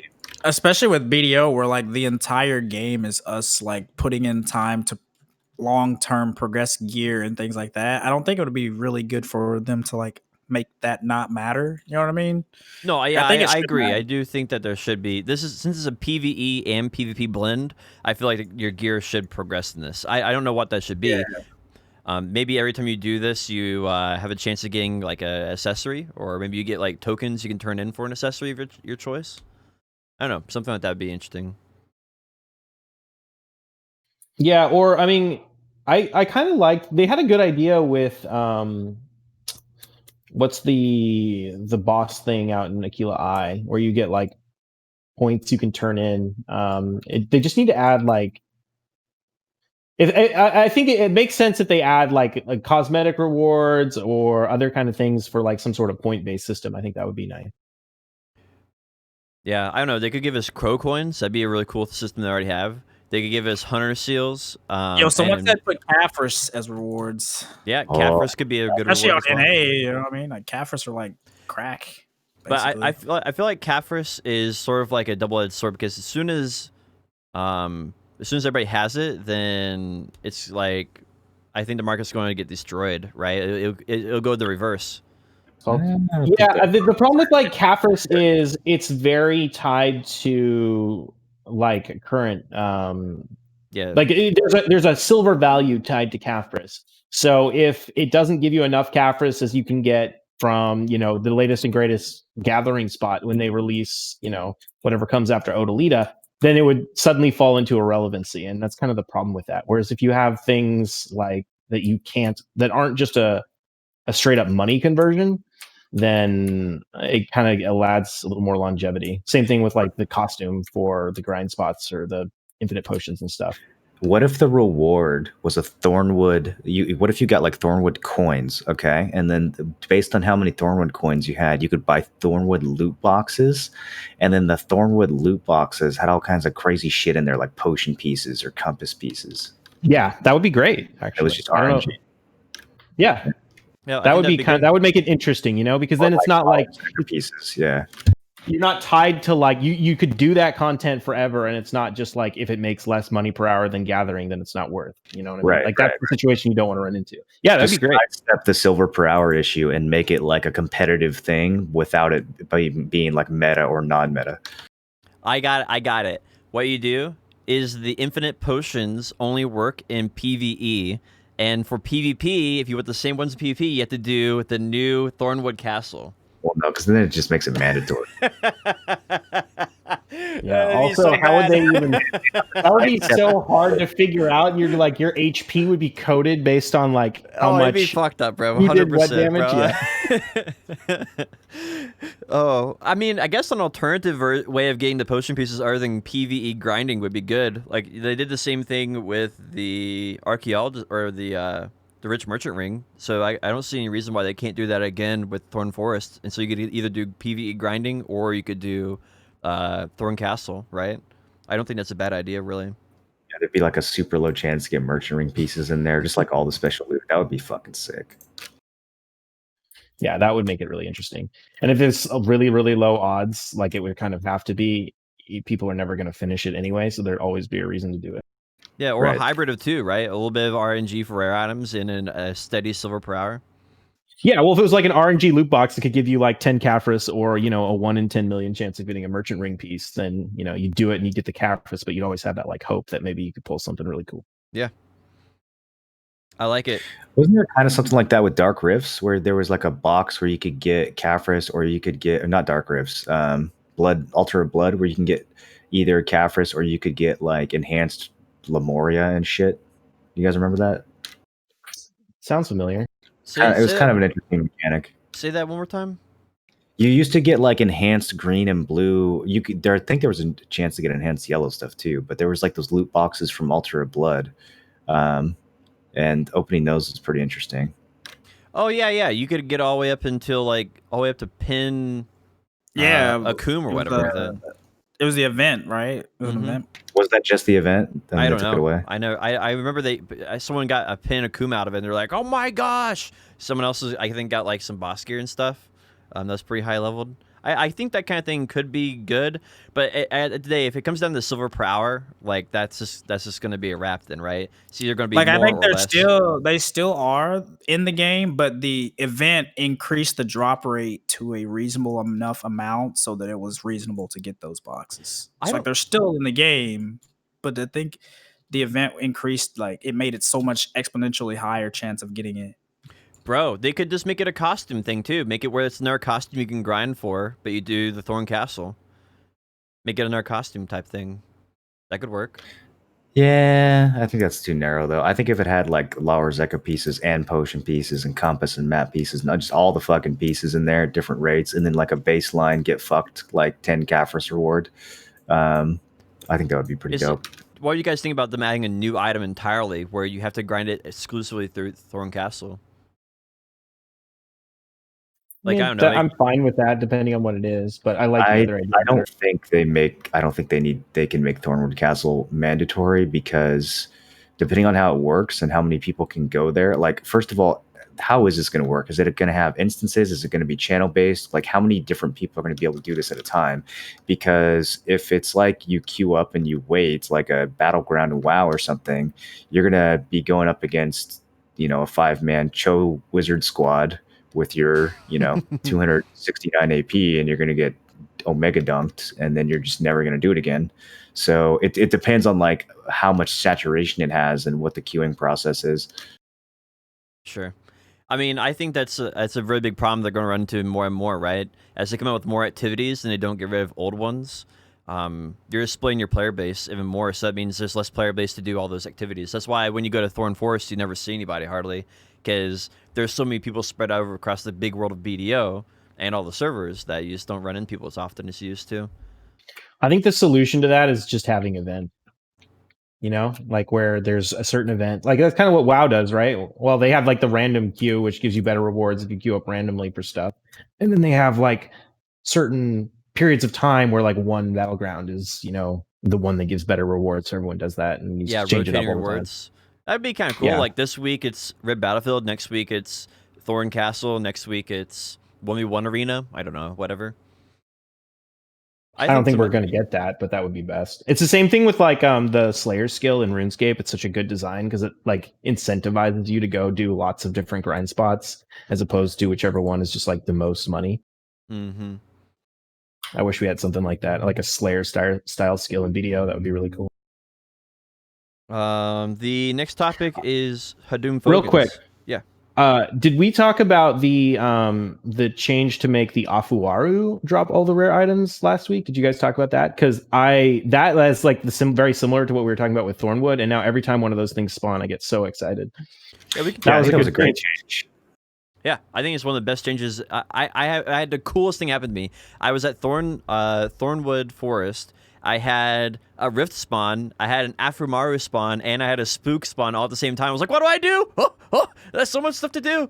It was a really, really fun activity. That's the type of thing I'm looking at grind spots in the future. As I'm looking for, like, I've been there for like 50 hours grinding, and after my 50th hour, I finally had all 3 of them happen at the same time. And that's why I really like. That's what made my 50th hour different than my first hour, and that's cool. I like that a lot.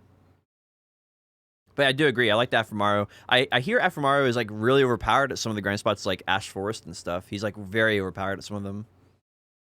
That's kind of funny. I haven't had I haven't even paid attention to any of his drops, but I'm just like, oh, I could get a merchant rig piece here. It's like it gets me so excited every time he spawns. And every time all I've ever get is like Ancient Spirit Dust, but I still get the feeling every time. So it was a good change. One of the things I really like is that he feels like he's part of the lore in the game now, right? Because his loot reflects what grind spot you're at. So if you're at Ash Forest, he's going to drop things that drop from Ash Forest. You could get a Deborica necklace from him.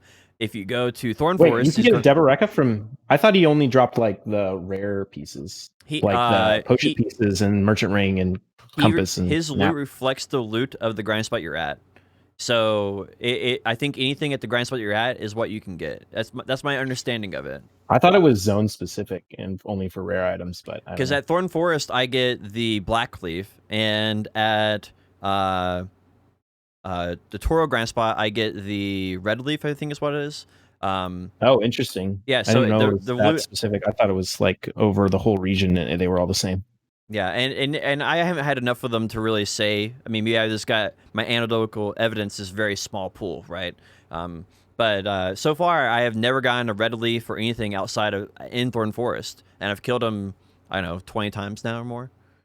So it seems to be just a straight buff to the loot at your grind spot, which I think is interesting because that means whatever the node, the item where it says when you pull up the drop rates, it's by node. I think that his loot is now based on the node that you're currently under. So wait, you think that's if you're at the wolves, the feather wolves that you kill at Navern, you think they can drop potion piece? He can drop a potion piece? Since probably not, because that's the gathering loot table, right? Yeah, true. That is gathering loot table. Yeah, never mind. I don't know. But I think he can drop the other pieces if you kill him at like Blood Wolves. Yeah. I just think it's really cool now that his loot is divvied up like that, because if you go to it's just really neat, because if you go to Pila Ku, he's going to give you stuff from Pila Ku, or the desert, right? At the very least, I haven't tested the desert at all, but I assume it's the same in the desert now. Because doesn't he spawn also in Histria? Yeah, I think someone got an Elton piece from him. Yeah, unless it was a fake screenshot. I'm pretty sure that happened. I heard that someone got a compass piece. I don't know if it was Elton, but that I would need to see like a screenshot, a video clip. I mean, I'd be streaming it live on Twitch when I have. That's definitely. I assume he's still dropping like unidentified pieces, so you'd like get the drop, but you'd have to go check and see which one it was. But I could be wrong. Anyway, I think that's really cool. I'm glad you brought that up, because I don't think we talked about that enough at length last week. Yeah, I mean, it's just very similar to the idea of like a Thornwood box. Like if they had an RNG box that basically did the same thing as that would work, because I get really excited when I see them. Yeah. So the next thing on the global lab is Hadum Fogan. So Hadum is a new server that we're releasing. Basically, Hadum is the god of death, and he basically has created an alternate universe. And when you go there, monsters are going to be super powered up. And eventually, every single grind spot will have a super powered version of it in the Hadum server. So the last 2 weeks, they've done bandits in Serindia, and they've also done the red orcs in Serindia. And this week, they have updated Fogans in Serindia. Each one of these has a unique mechanic. So for Fogans, they've made it where the Fogan Prince that has like the big toad he rides on with the big chair on the top of the toad, it now spawns. And there's some other unique mechanics as well that go along with it about how the Fogans get violent and attack you and stuff like that. I think it's gonna be one of those things I have to play it to figure out if I like it or not. And I think it's also going to come down to the loot a lot. I don't know what the loot's gonna be like, because they haven't said anything about that. The most interesting part for me, or what I'm curious about, is they said that the Hadum spots are going to drop materials that allow you to further add stats to your Black Star equipment. So I've been curious to see like when they're going to Yeah, release it. I've been waiting on that too because they have a really good opportunity there. So kind of anticipating whatever they actually do there. I feel like it's not going to be as cool as it could be, but they've got a really big opportunity to make that like an awesome way to go around and grind different spots and be incentivized for it. One thing, Yeah, like you guys talked about the other time on the was it last week where you're talking about how like they could make some kind of a journal where we're killing X amount of different mobs at each of the Yeah, Hadum spots gain extra stats. I like that a lot. yeah, one thing that they had before is that you would kill mobs, and as you killed mobs, you would be able to unlock like AP or DP or like extra silver from the marketplace, like the merchant ring. But it'd be like by killing mobs, and they had a third one. I forgot what the fourth category was. I mean, but anyway, they had that, and people were thinking, me and Moreland and everybody was thinking that we could actually have the same system, but it'd be Hadum. So you just kill Hadum mobs, and it would unlock the same thing. Which would be really cool. I'm a little concerned that it won't affect Dandelion or Fiery Kudum, right? That it might that would be another concern, that the Black Star Awakening weapon or the Fallen God versions would just be significantly better always, which I don't think is something that I would look forward to. So I'm hoping that if they do have some sort of system like this where you can get extra stats, that it applies both to Dandelion and Fiery Kudum and Fiery Nouver. I kind of think they're gonna leave Dandelion and Kudum in the dust and Wait. replace all of the Black Star stuff. All right. Yes and no. All right. I was going to bring this up later, but this is a good segue. So basically, there was a lot of questions. This is what they said in the actual global lab. There were a lot of questions about the top, not this one, any Black Star Awakening weapon. Since the release of Black Star Awakening weapon through the global lab last week, we have received many opinions from adventurers from all over the country. Thanks again to the adventurers who provided feedback. First of all, the Black Star Awakening weapon was added for the purpose of giving adventurers a new choice, not as a higher concept of existing boss gear equipment. So they're not trying to replace is what they're trying to say here. A likely story. They're not trying to replace it, and they actually nerfed it. And they actually nerfed Black Star intentionally for this. So we'll have to see. Yeah, now you can either choose to have the best weapon or you can choose to have the second best weapon. They're giving you a choice. Well, they nerfed Black Star. So Black Star is now the same as Dandelion across the board. The what's it called? The all species damage was reduced on it. And they also made it where you can add the Garmoth Heart to it as well to give it crystal slots. Wait, what? the monster damage? The monster damage is 10, 15, and 25 now. So how is it the same as Dandelion if they got rid of it? If it still has the monster damage, it's not the same at all. It's way better. It's more in a similar position to Black Star, right? Which is clearly better. Yeah. It's I guess the reason people would get mad about it is because of PvP, the PvP aspect of it, and because it was just so much clearly a better choice before. You can Garmoth it now, right? Yeah, you can Garmoth it now, which basically makes up for. So it's exactly the same as a Zarka to regular Black Star. Literally better. If you can Garmoth it and it still has the monster damage, it's literally just objectively better. There's no reason to use Dandy. I mean, let me check here the stats. I mean, it's the same reason to use Dandy as you would to use a regular Pen Zarka, which is basically like you can throw some Caphras in it before you can get a Pen Black Star. True, yeah. You can get like some incremental brackets if you're in that range where it would matter. Yeah, so basically the stats on it right now is at TED, it's 122 and 133. So 122 and 133. So, and a Dandelion at Pin right now is 122 and 131. So the base damage is the same, but the highest damage on it is 2 higher. So the average damage will be 1 more on it. The all species damage on the Black Star is 8 at TET, but on Dandelion it's 12. And so it's exactly the same as main hand option. It's just it's like literally the same thing as Azarka Yeah. to Blackstar, except for the Awakening, which is fine. Like that's cool. Yeah, and this is but much let's better not than it was pretend like before. it's not better. Yeah. No, that's good. That's I think it's good, but it definitely means that the Dandy or the Blackstar Awakening weapon is the best item. Yeah. In the same way that a Pen Blackstar is better than a Pen Zarka. It's a purely PvE difference. They're basically the same in PvP, but yeah. Which is why I think it should have been. Before, it wasn't like that. Before, this one was the best in all cases.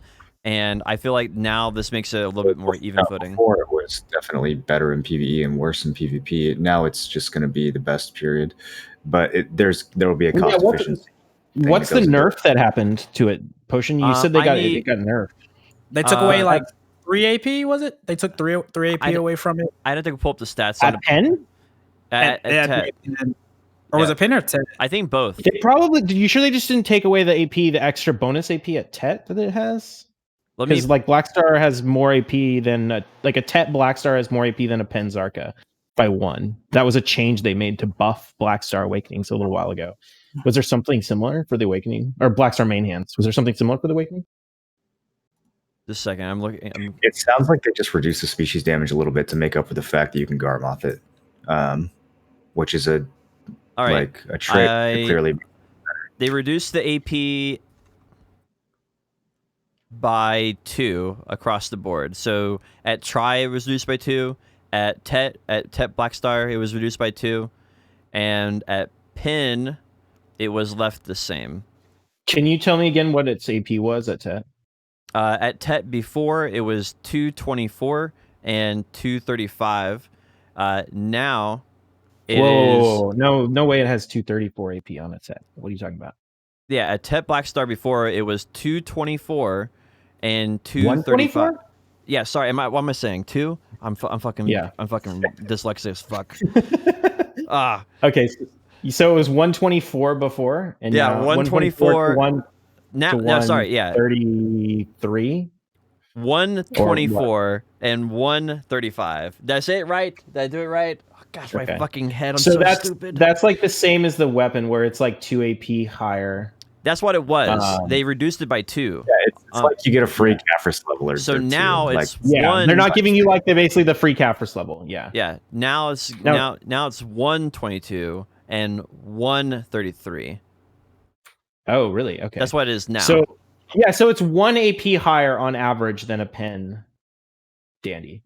Correct. But I'm guessing they have the same AP as a Pen. The Pen Blackstar probably has the same AP as a Pen C20 Dandy. Is that accurate? Yeah, but again, the only reason they're doing that is to make it so that just getting a Dandy with 1 Caphras level isn't automatically better, right? Like they're just giving it the free Caphras level to make it. They're doing the exact same thing they did with the main hands. Yeah, it is the exact same thing. It's clearly a better item. Well, here, let me talk about what they did here. The monster damage also changed. Monster damage was 11 at Tri, now it's 10. It was 17 at Tet, now it's 15. And at Pin, it was 33, and now it's 25. So this is a significant nerf. Well, they nerfed how much they nerfed its PvE bonus, but all of the PvE is pure straight bonus off of the. Yeah, that's not that significant. That's still drastically better than Dandelion. Like as long as there's eventually going to be a awakening weapon of the dead god, right? And as long as I can use my Pin Dandy to craft the dead god shit, then I guess I'm okay with this. But I'm gonna be sad if it ends up just being like Blackstar, where like people with a Pin main hand just got kind of fucked because Blackstar came along and was better, and they couldn't transfer one to the other. Well, that's what this is going to be. Now, they did make a note here on Fallen God, which I think is important because this does factor into the long-term plan. If you're going to play super long game or short-term game, they said there was a lot of questions about the Fallen God armor. But first of all, there are no plans to add related equipment this year. Since the Fallen God itself is an equipment placed at the very top of all gear, it will be updated for the next year with sufficient consideration and preparation. So they say basically for the rest of this year, they don't plan on doing anything else with another Fallen God piece. And maybe next year, after some time has passed and people can get their their gear and everything situated, they might do another Fallen God piece next year. But They already told the Koreans they were giving us Fallen God helmet in 2021, didn't they? Yeah, At least that's what that dude from that's Heathen's what interview said. that's what they're saying here, is that they're giving it to us, but they don't want to. They're not going to make it where they're coming out like candy. They're going to make it where they're going to make sure the player base is paired enough to do it. I mean, here's what I expect, and I don't know, you guys tell me if you disagree, but I would expect us to get the Black Star or the Fallen God helmet sometime next year, probably either the boot or the gloves sometime at the end of next year, the whatever other piece at the beginning of 2022, and then they'll start adding the weapons after that. That would be so we should probably expect Fallen God weapons in like end of 2022. That would be my guess. I think there's no chance that whatever 2-year plan they have for this game, they stick to it. I think that in the next 2 years, that changes drastically. Well, I think one thing that they don't consider is that they have no idea how to balance the economy whatsoever, and their inflation's out of control. And that's going to make it where we can progress a lot faster than they anticipate we can. So I disagree with that. I think they've had the economy pretty well balanced over the last year. We've had a pretty reasonable amount of inflation for a year. The switch to the central market changed things dramatically in the year before, but I'd say the last year has been pretty even keel, pretty expected. Yeah, I think it's fair. That's a fair take. I would agree with you, Bio. I think your 1-year outlook is really good. I think the 2-year outlook, I think they're going to release everything in the second year, because people are going to progress twice as fast, or close to it. Yeah, I don't know. I'm kind of like annoyed there's not more Fallen God gear coming out, to be honest. I thought it was going to save me from this shitty DR build. Well, I mean, you didn't think there was any Fallen God coming out this year? That's like a month and a half away. Not this year, no, but I thought it was coming soon. Maybe it's coming at the beginning of 2021. I mean, maybe my expectation is a little pessimistic. Maybe we'll get 3 new pieces of Fallen God next year. Well, I mean, they did say that we were getting a helmet 2021. Who knows? Well, we got Black Star armor, and then we got Fallen God like a couple months after that. So I figured that would be the pattern. They'd release a new Black Star piece. A couple months later, they'd release the Fallen God upgrade. Didn't KR get Fallen God armor and Black Star armor at the same time? Mm-hmm. Maybe that's probably because they got Odalita way before us. Well, they had a bad response to that, because people were like, "Why do you do this?" Well, I mean, the Black Star armor makes sense. It's just the player base is Papega. Like the Black Star armor is for whales to cron to get a Fallen God without having to try and get Caphras. That's why it exists. People just think that the Black Star gear is a relevant piece of gear, as opposed to just like a way to skip Caphras to get Fallen God. Mm-hmm. Yeah, that makes pretty logical sense, but it's so much more expensive. I think it's the main thing. If Caphras went up in price, right? Say Caphras went up to 4 or 5 mil, then it actually makes a lot more sense for it to exist. But the current price of Caphras being kept at 3 mil is what makes Black Star armor not relevant. So that's assuming you can actually get Caphras. Intentionally withhold Caphras and then add a shitty item like Black Star armor in order to bait whales into buying more costumes to cron. You think that they did that all on purpose? I don't even think that's. I think that's pretty obvious. If you look at the math behind it, it's not even that cronning Black Star armor is that bad. Like it's definitely worse than it, but I think 100%. Like all the gear they've added to the game since Distortions for the most part has been cron bait. And this is, absolutely. Like, why doesn't that make sense to you? Can you not imagine a whale coming in like, I want a Fallen God armor? There's 200,000 orders on Caphras. So I can imagine the whale doing that. I just can't imagine Pearl Abyss having a plan that's like that meticulous and like so you think that all these new gear, all these new items that are coming out are purely just marketing team shit? I don't think it's one-dimensional. I don't think they're purely marketing team, but I think they're very carefully balanced to sell Cronstones. Absolutely. Yeah. Everything that's come out, excluding like Manos accessories and shit, are like 100% Cron is way better, way more efficiency. Yep, everything. I don't think there's been. I guess like Dawns and stuff have fallen down to the price where maybe they're not anymore, but they were at launch anyway. But yeah, pretty much like Turbo Belt, Distortions. You cannot make a Pen Black Star without cronning. You cannot make any Fallen God without cronning. Like all this stuff is super, super focused around selling Cron. Everything since Stars In really has been like that.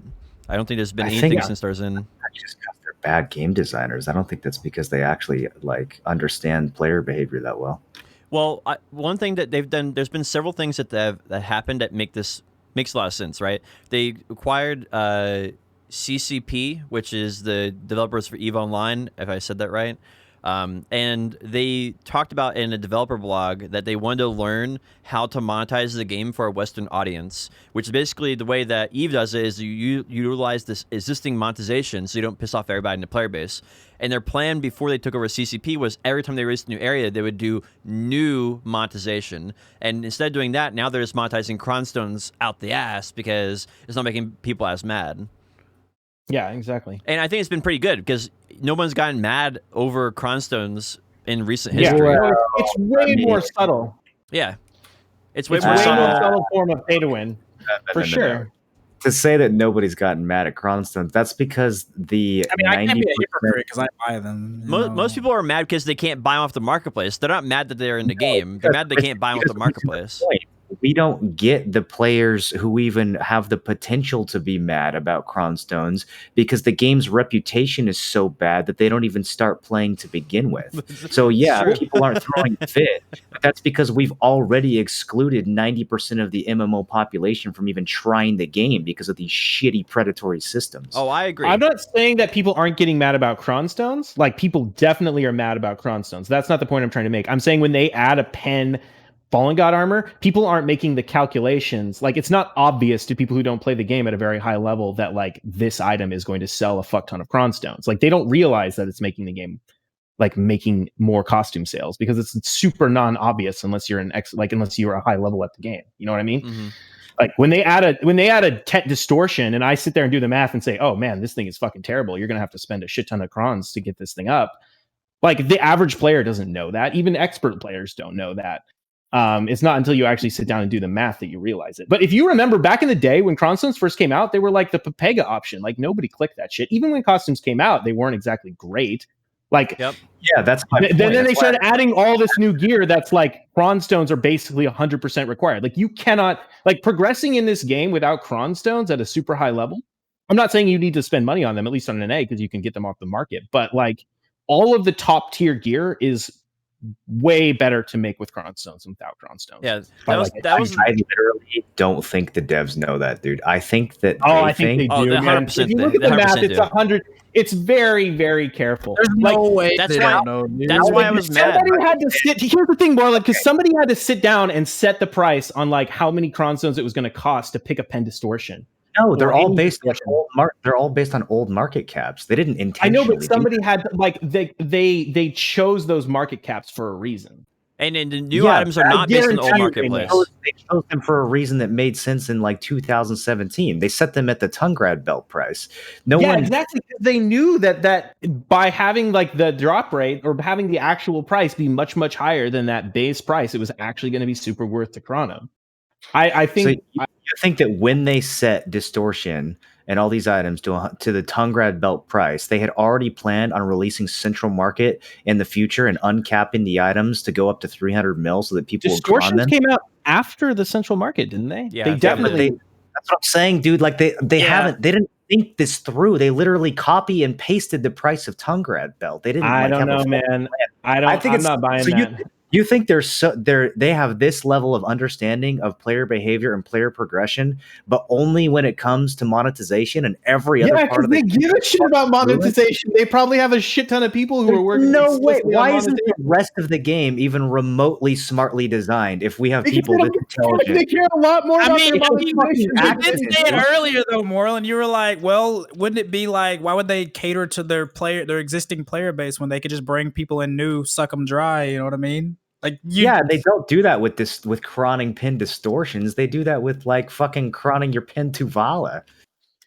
Yeah, but I think they put way. They probably have a team. I'm like, not probably. They certainly have a team whose full goal is just monetization and figuring out how to set this stuff, because that's the stuff they actually give a shit about. They don't care if hunting is good. Commissal, that doesn't make them any money. But if they fuck up the monetization, that's a big fucking deal. And I guarantee you they have people who they've hired. They are fucking up the monetization. I think there's so many smarter ways they could be extracting money out of this player base, dude. The way they do it is so fucking Pepega. Well, if they were actually good at this. I'll agree with you on that, Marlon. But to say that they don't care about monetization, it's just they have a very like 2000. They have a 2000 perspective on how to monetize a game. You release the game, it's either pay to win or you have a box fee. They're the same people who work at like Activision who think that the best thing to do is put in like RNG boxes in because it's the best. It's not a good way of monetizing your game. It's just not because you sacrifice player retention in order to have more profit. I disagree. I think they've actually massively changed how they've monetized this game in the last like 2 years, and I think they've done it very intentionally, and I think they know what they're doing. Oh yeah, I think they've made the game way more free to play friendly. So you have a lot more people coming in playing the game, and they're not doing all like the pet bullshit and all of the like weight limit bullshit and inventory bullshit they did because they realized that was creating a terrible new experience and turning people off. And they're monetizing heavily on costumes by releasing gear that basically has to sell. Like you have to buy costumes. Have you played a season character? The inventory and weight stuff is still pretty cancerous. I think if they were actually smart about this, this would be executed 10 times better than it's. I feel like the shit they have now is literally luck. They accidentally set these prices in a way that made them money, and I'm sure someone at the office is taking credit. Definitely not. No, they literally copy and pasted the fucking price of Tongue Rat Bell and accidentally made $1 billion. No, I don't think that's possible whatsoever. And especially if you look at like, there is no reason for them to release a Black Star Awakening weapon other than monetization. That's literally the only reason to ever release one. No, I would disagree that there's a reason. Like a Black Star Awakening weapon is definitely because not after doing Garmoth Heart. After doing Garmoth Heart, there's no reason. Yeah, other than monetization. Like there's a reason like people like to play the game. But but you're right in the sense that like they definitely are like, we'll sell a lot of costumes for this. But does it I'm create sure that plays into it. But like, I mean, people like me, I'm super happy about that item coming out. I'm sure a lot of people are really happy about that item coming out. So it's two birds with one stone. It's new content, it's interesting content, and it's cost content that you need to sell costumes. I just can't accept the notion that the monetization team in this game is 200 IQ and literally every other team is 80 IQ. I just can't accept that disparity. Like that doesn't click for me. There's I'm surprised you're that skeptical because like that's how you would expect the idea that they care more about monetization than anything. I mean, it is a is it really a shocker that like really that good at monetization? They would fix the actual game and we would have millions of players instead of that's 20. The thing, though. Why fix it if you don't have to? Like, you're not going to go anywhere. There's no competition. If there's nothing else for people to compete with, why would you improve it? What do you mean? They're getting clobbered by other MMOs, dude. Other games have way more players than BDO just because they are better at extracting money from whales. If they were actually good at monetization and game design, this could be the #1 MMO. This game could be shitting on WoW every day. I agree with that. Yeah. I think that they don't realize that's an option, Moreland. That's the thing, right? They don't have a good enough faith that they can put that much effort into the game because they see that costs them 3 times the amount of money, and they have a chance of having 5 times the amount of players. Or you can like triple down on the monetization on your current player base and make double the money with the same player base. So a chance at making 5 times the money or a guarantee of making double the money.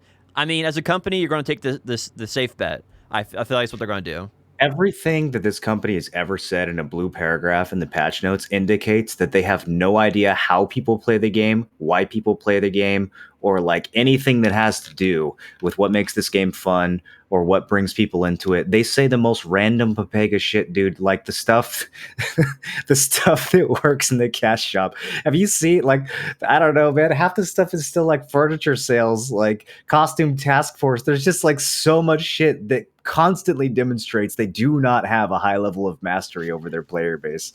And now it's like they're a bunch of fucking evil geniuses. Well, I think here's the thing, it doesn't take that much of a genius to be like, how much is this item going to cost to make without Cronstones? How much is this item going to cost to make with Cronstones? Let's make sure it's much better to make with Cronstones. Like that's not like it doesn't take a fucking genius to know that like you can't click pen Black Stars raw. They need Cronstones to be even remotely I viable. genuinely believe that the devs for this game on their play accounts at home raw click pin black stars. I would bet $1,000. Okay, but that the devs and the like monetization team are different people. Like the I mean, monetization team not isn't gonna really. fuck The devs around. are the ones who set the prices. The No. monetization- The devs don't set the prices. Are you fucking kidding No. me? They For have a items very in the specific team of people whose entire For items careers and in the jobs game. are nothing but monetizing Yeah. player base. And Yeah, they but come in and control shop. they min-max the fuck out of everything on the cash shop. I guarantee fucking to you. I know that like Yeah, lots of on games the do cash this. shop. I'm not talking about the cash shop. I'm talking about the in-game prices. Yeah, but no. No. But I thought we were talking about the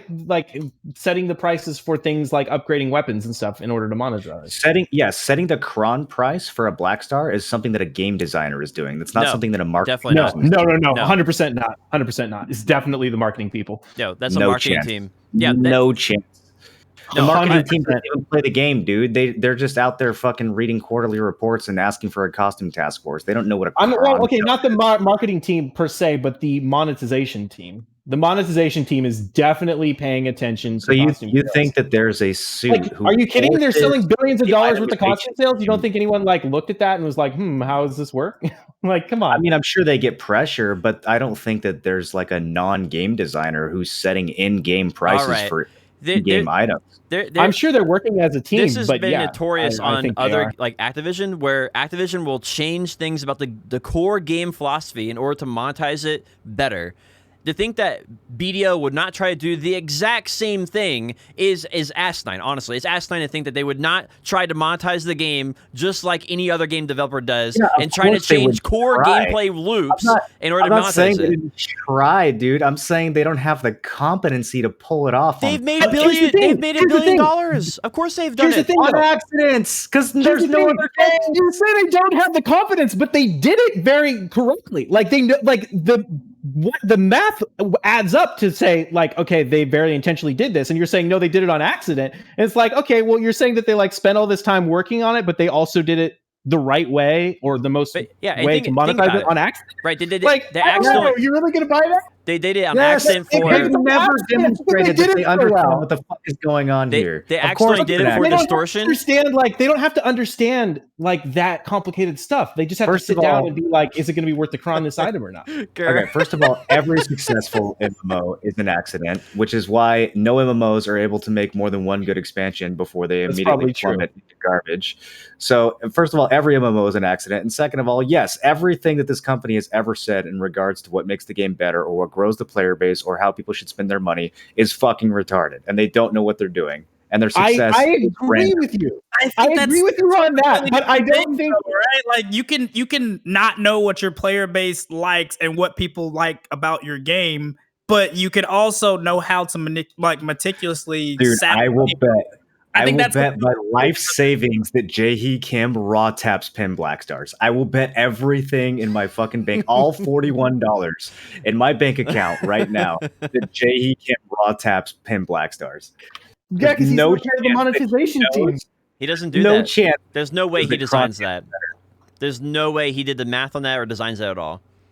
There's no way. Exactly. They have a specific team that comes in He just. probably doesn't even know what a black star is, if we're being honest. Like I'm not even. The CEO probably doesn't even know what a black star is, bro. I think it's very intentional, though, right? They have. If you look at distortions, if it was only one case, I think you could argue that very strongly, Moreland. But they did it with distortions. They've done it with Black Star armor. They've done it with Black Star weapons. They've done it with so many different items now. All the new accessories. Like, yeah. If it was an accident, they would have done it one time, and then we never would have saw it again. But we've seen it over and over and over again that they've gotten the math perfect for making money with Cronstones It's as a far company. from perfect, bro. Put me in charge of this can shit. agree I'll, that they I'll make it 10 bill. Accidentally the first time.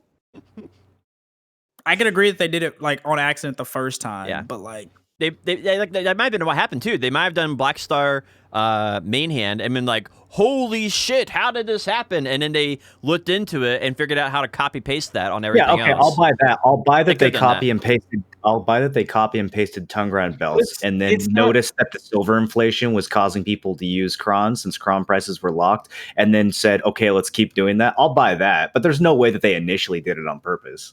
Who knows? Both of us would be guessing on that. But anyway, it's obvious that today the items that we're releasing are because of the way they want to monetize the game. And I don't think it's the worst thing. I don't think it's the best thing. There's definitely better ways of doing it. And here's the thing. It's not that they're choosing which items to release based on how to monetizing it. It's they're choosing just the cron costs to monetize by selling crons. Yeah. Like if the cron costs were ridiculous, then it wouldn't be the case. But like I'm just saying, like the cron cost specifically is engineered in such a way that it makes sense. And like the Caphras problem is probably going to stay like it is because originally, if we go back to what we started talking about this because we said that Black Star armor was put into the game as an alternative where you can use cron stones instead of Caphras to get your fallen god. And I think that was done intentionally. Like they add the Black Star option so that people can, especially people who are whales, will cron out their pen Black Star armors to get fallen god pieces instead of waiting for Caphras. Did you know that the original Caphras stone was a cron stone? Do you guys remember that? Yeah. They originally wanted you to just feed fucking cron stones into your gear past pin. And even the Korean player base was like, hey, dude, that's kind of pay to win. And so they decided that they were going to do Caphras stones instead. The Korean players don't like pay to win, by the way, for anyone who's wondering that. They don't actually like the pay to win. They kind of like it. No, they don't. They like it a little bit. I lived there for a year and a half. They don't like it. It's just sort of like it's in everything, so they don't really have a choice. I have Korean friends too. They kind of like it. Let's be honest. NA kind of likes it too. No, I don't. I mean, people who like it. This is that saying, like the customer is always right, where it's like it's not about what they say, it's about their behavior. If they spend a shit ton of money on it, then they like it. You know what I mean? Even if they say they don't like it, like as a business, they like it. Yeah, I guess that's pretty fair. Like pay to win games are pay to win games because pay to win game works. It's true. I hated myself every time I bought Artisan's Memory back in 2017. I still bought them. I still bought them. I still bought them. Every time I did it, I thought, God damn it. Bro, they had a sell. This is the last time I bought Artist Memories. They had a sell on Artisans. I think it was like 700 Artist Memories, and I went through all of them in a course of like a week, and I didn't get one thing back to Tet. I think I maybe got one out of like 4 pieces of gear back to Tet, and I was like, all right, I'm never buying these ever again. And that was the last time I bought them. They had them on sale too, so I was like, that's a good deal here. Buy these, get some loot scrolls and some Artist Memories. All right. But yeah, how much money do you think they make off these loot boxes? Do you think it's a significant chunk, or do you think it's like a couple percent? What percentage of their income do you think is based on these not available in Belgian boxes now? I think if you look at the costume ones, I think they make probably 20% more, like easily. 50% more, easily. So they had the Halloween costume, and if you want the Halloween costume, you can't get it for the set price. You have to buy 7 of the boxes in order to get a guaranteed one, and 7 of the boxes would be double the price. So I think that some people probably buy like 5, and then they're like, well, I'm so close, I'll buy 2 more, and then they basically spent double the money. And so I would imagine overall there's people who don't buy costumes because of that, but they probably make about 50% more from people who do still. God, I would fucking just love to see the actual behind the scenes revenue for this game. I mean, I would bet they're making more money on it, because if they weren't, they wouldn't keep releasing more and more RNG boxes over and over and over again. Because we always have one in the cash shop. They would, because again, you guys are assuming that there's a level of expertise here that's not present. The reason why they're releasing loot boxes is because they saw Clash Royale release loot boxes and make a bunch of money, so now they're releasing loot boxes. They're not that fucking good at their jobs. They just luck into shit, and they try shit from other games. Some of it works and some of it doesn't, and they just keep whatever works, and they make $1 billion. Like, it's actually not that hard, which is why people who are not that good at their jobs are still able to make a shit ton of money doing it. Well, I just think that's a little naive. I think, I mean, I'm sure they have a team of data scientists whose entire job I think there's an element of truth in that, right? But and that's probably how it started. But like, you Yeah. don't have $1 billion Yeah, company and exactly. They bother have to like. data scientists who are level 15 in Black Desert Online who look and see how much money Clash of Clans is making and how they can copy their business model from other mobile games and put it into this one. They even copy their own product. They copy shit from BDO Mobile and put it on the PC version. Like, none of this is new. They didn't come up Yeah. with any of it. Yeah, oh yeah, I agree. I don't think they're being like creative with it. I just think that it's not asinine to assume that the developers can be clueless, but the people that are in charge of monetization aren't clueless in terms of like how to extract that revenue. That's all I'm saying. Yeah. Like, I think it's Yeah. perfectly fine I mean- that the developers are clueless, but they definitely got to be people that know how to like I mean, if they were squeeze out some cash. if they were clueless, they'd just get fired and they'd hire someone else who wasn't clueless because they care about money more than anything else on the earth.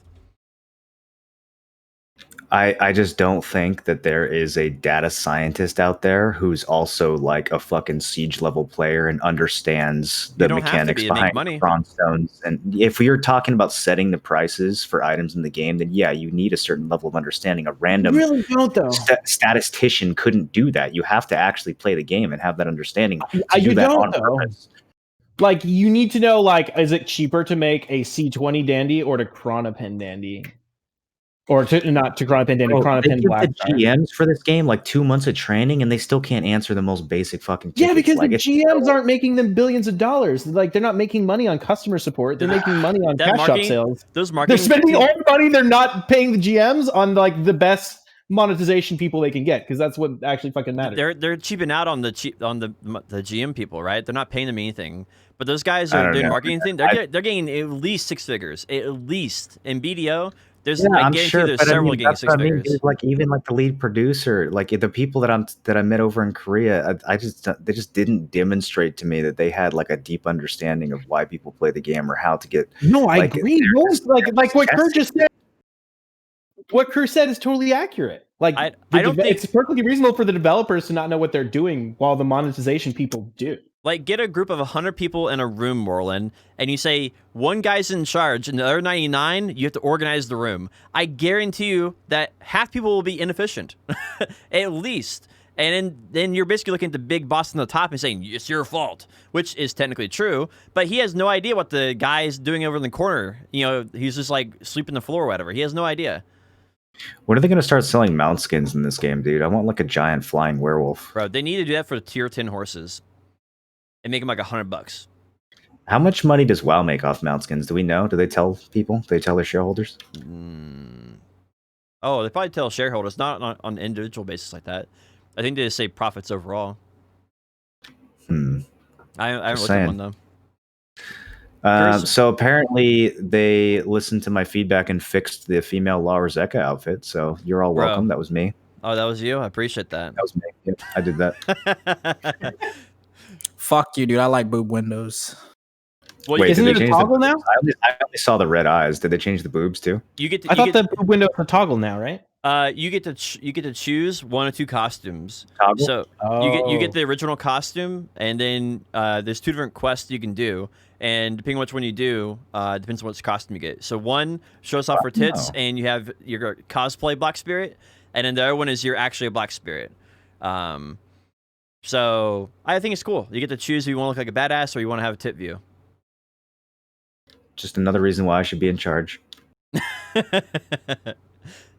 So that's a really good update. It's just a simple quest, I believe. I think once you pick one, you're locked in, so you can't go back and forth. I'm not entirely sure on that. And then they did some more horse race changes this week. So the horse race changes is there's like a fancy flag for the checkpoints, and there's like a fancy start. It looks pretty nice. I still feel like there needs to be some more mechanics in horse races to make them interesting. I need like the little drift, like the little instant cell windows, you know, like you catch like a gust of wind and your horse goes faster, or I need fire like Koopa shells at the horses in front of me or some shit, knock people off their horse. I don't know. I need something to make it a little bit more interesting. But they're still working on it anyway. Shells.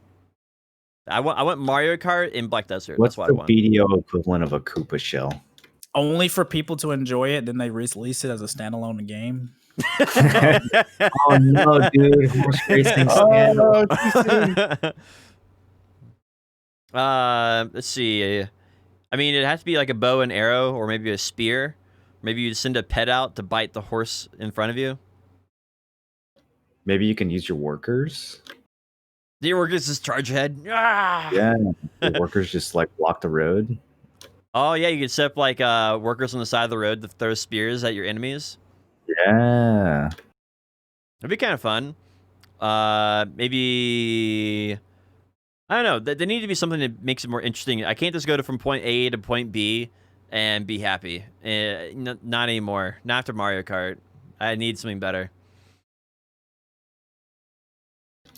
I don't know. I haven't tried the new horse races. Me neither. I think I don't know. I think they could be. It could be a cool little mini game. But it's got to be. It's all about the reward structure, just like Thorn Castle. All right. Well, I'll open this up to all you guys. That's it for Black Desert. If you guys want to talk about any other games that are on the way, what you're excited about, what are you guys playing this week? EverQuest. Now, like, fill people in who don't know about EverQuest, because there's a lot of people today who don't know what that is. It's basically the first like theme park MMO that kind of created the template for like WoW and everything else that came to follow.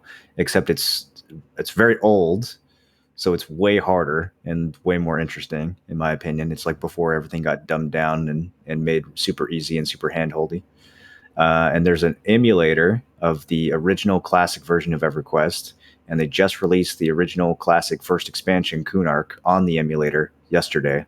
So I will be playing that pretty much all week and going back in time.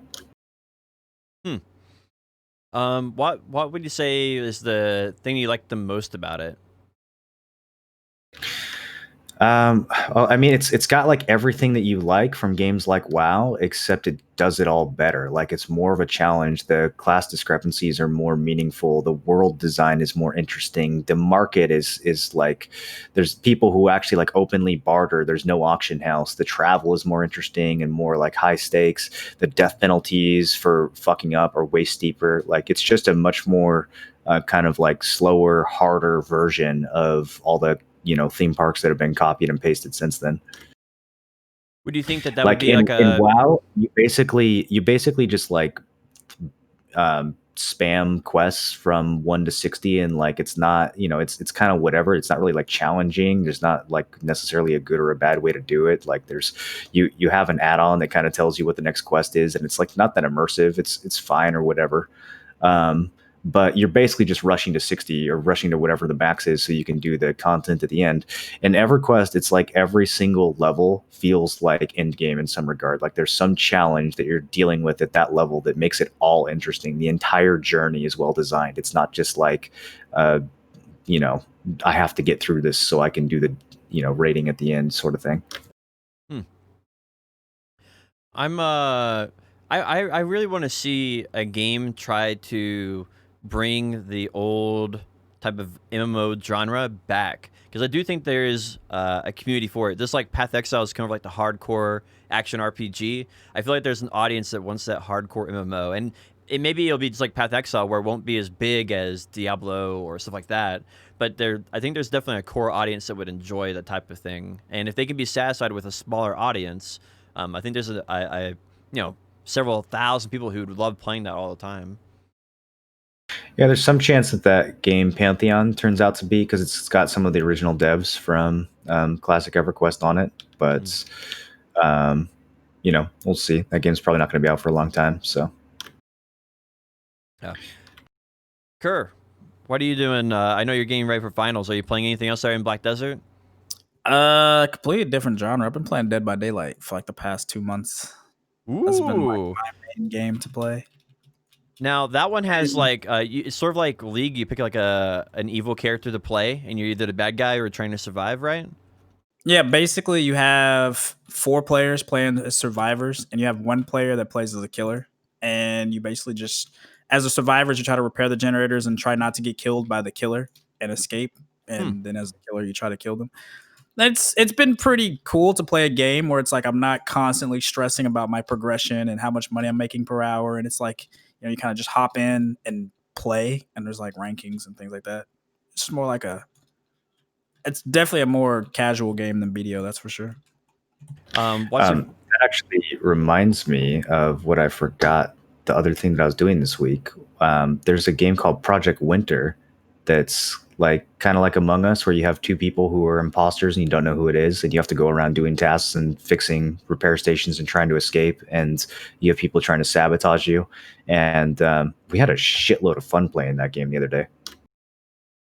What is it like? What's different about it from Among Us? Well, there's actual combat, and it's like a huge map. So you don't do the meetings or anything like that. You can kill other crew. You can get weapons. You can get guns. Like you, I don't know. It's got this like similar elements of like deception and sabotage and trying to like fuck with people and get away with it as much as you can. But then on top of that, it has like actual combat, and it's all proximity voice chat, so everyone can talk in game. There's different like radios you can find, so you can be on like the yellow radio or the blue radio, and you can't see who else is on that radio, so you're not sure like who's listening to what you're saying. Like there's a lot of interesting little details that they added to it. And what was that called again? Project Winter. I took it as there was a bounty for it on Twitch, so I took the sponsorship, but it ended up being super fun, so we kept playing it even after the sponsorship ended. Awesome, sounds good. Khur, are we gonna get you in on Project Winter? Yeah. I mean, I'll give it a shot. I mean, I've been looking for new stuff to play. I got EverQuest installed, dude. Oh yeah, you gonna try it out? Yeah, I was gonna play it today. Me too. I'm playing after this. I'm gonna try it out today. So I can look into that Project Winter, dude. One last question for you, Khur. What's your favorite character to play as a bad guy? My favorite killer to play? Yeah. On Dead by Daylight, definitely Spirit. She's like this. I don't know what the word would be for her, but she basically can like go invisible. It's kind of bullshit. But they have like a lot of like popular killers from a lot of movies. They got like Pyramid Head from Resident Evil. They got Michael Myers from the Halloween movies. There's like the Demogorgon from Stranger Things, stuff like that. I like it. It's like a guilty pleasure. I can like turn my brain off and just. Yeah, it's like you only have a few hours, right? You can just start up the game, play a few rounds, have fun, and turn it back off. You don't have to feel guilty that you're getting offline. Yeah. It's just like League of Legends, right? I mean, you got 30 minutes to kill, 40 minutes to kill here. You just hop in, play a game. You know what I'm saying? And like, it's all about your skill as a player, not as like not about your long term progression, which is nice to get away from the MMO every now and then. Absolutely. BioHack, what are you up to? Are you playing any of your games? Not really. Mostly, I guess the Raid is the main game I play as like a side game to BDO. I am feeling a little more relaxed now that I'm done with my 30K grind, so I don't feel like this monkey's on my back. I got to get it done, So it's kind of nice. My girlfriend just moved back in. Oh, that's big news. Apartment. Congrats. Yeah, she had to go back to the East Coast because finishing her postdoc, but then after being there for like a month and a half, they're like, we're just going to do remote basically till the end. So yeah, she just got back last night. So that's been good. But yeah, I don't know. Other than that, not too much else. I don't know. I might get more interested in playing other stuff. Like I said, like when I was doing Rulipy, I just felt like I got to get Rulipy done. I got to get it done. Because I do so much enhancing. I need that stack. And now that's done. I'm feeling a little bit more open to every time I messaged BioHack to play Among Us, he was like, bro, I got to do this Rulipy. Pretty much. I'm at 28K quest. I can't play Among Us, dude. Yeah. Come on, like, with how much enhancing I do, I gotta get that shit done. Yeah, it's been nice. I've been changing things up in terms of my enhancing strategies and stuff too in BDO. Like trying. I noticed that you've been doing a lot of new things. Yeah, I'm like going cronless, and I'm doing a lot more enhancing off stream, which means I made like two 250 stacks this week, and then I made one of them popped going to 280, but then I pushed two. I had 3 stacks near 280, so I pushed all of them up to 285. So yeah, I've got like a bunch of pen accessory stacks now. Mostly just BDO stuff, I realized, but yeah. Awesome. I'm looking forward to Destiny 2. Personally, that's what I'm doing. Playing Destiny 2's new update, Beyond Light, comes out. So that's the only game I really have on my radar. Probably going to be doing like a junk stream Tuesday. I don't know. Okay. Yeah, I had it for a sub goal, but I honestly want to end the sub goal so I can set up a tip goal for the next album, because I need to. I'm basically out. I'm totally broke. I spent all my money on making the current album, so I need to start raising money for that. And I care much more about that than hitting a sub goal for a junk stream. And so I figured I'd just do a junk stream as a way to apologize for missing like a whole week of streaming, because my sleep schedule has been completely fucked this week. So that's my plan. Is Tuesday. I have, I think, 12 beers, and we're just going to consume them and see how long I can stay awake. Over what time period? I will. I don't know.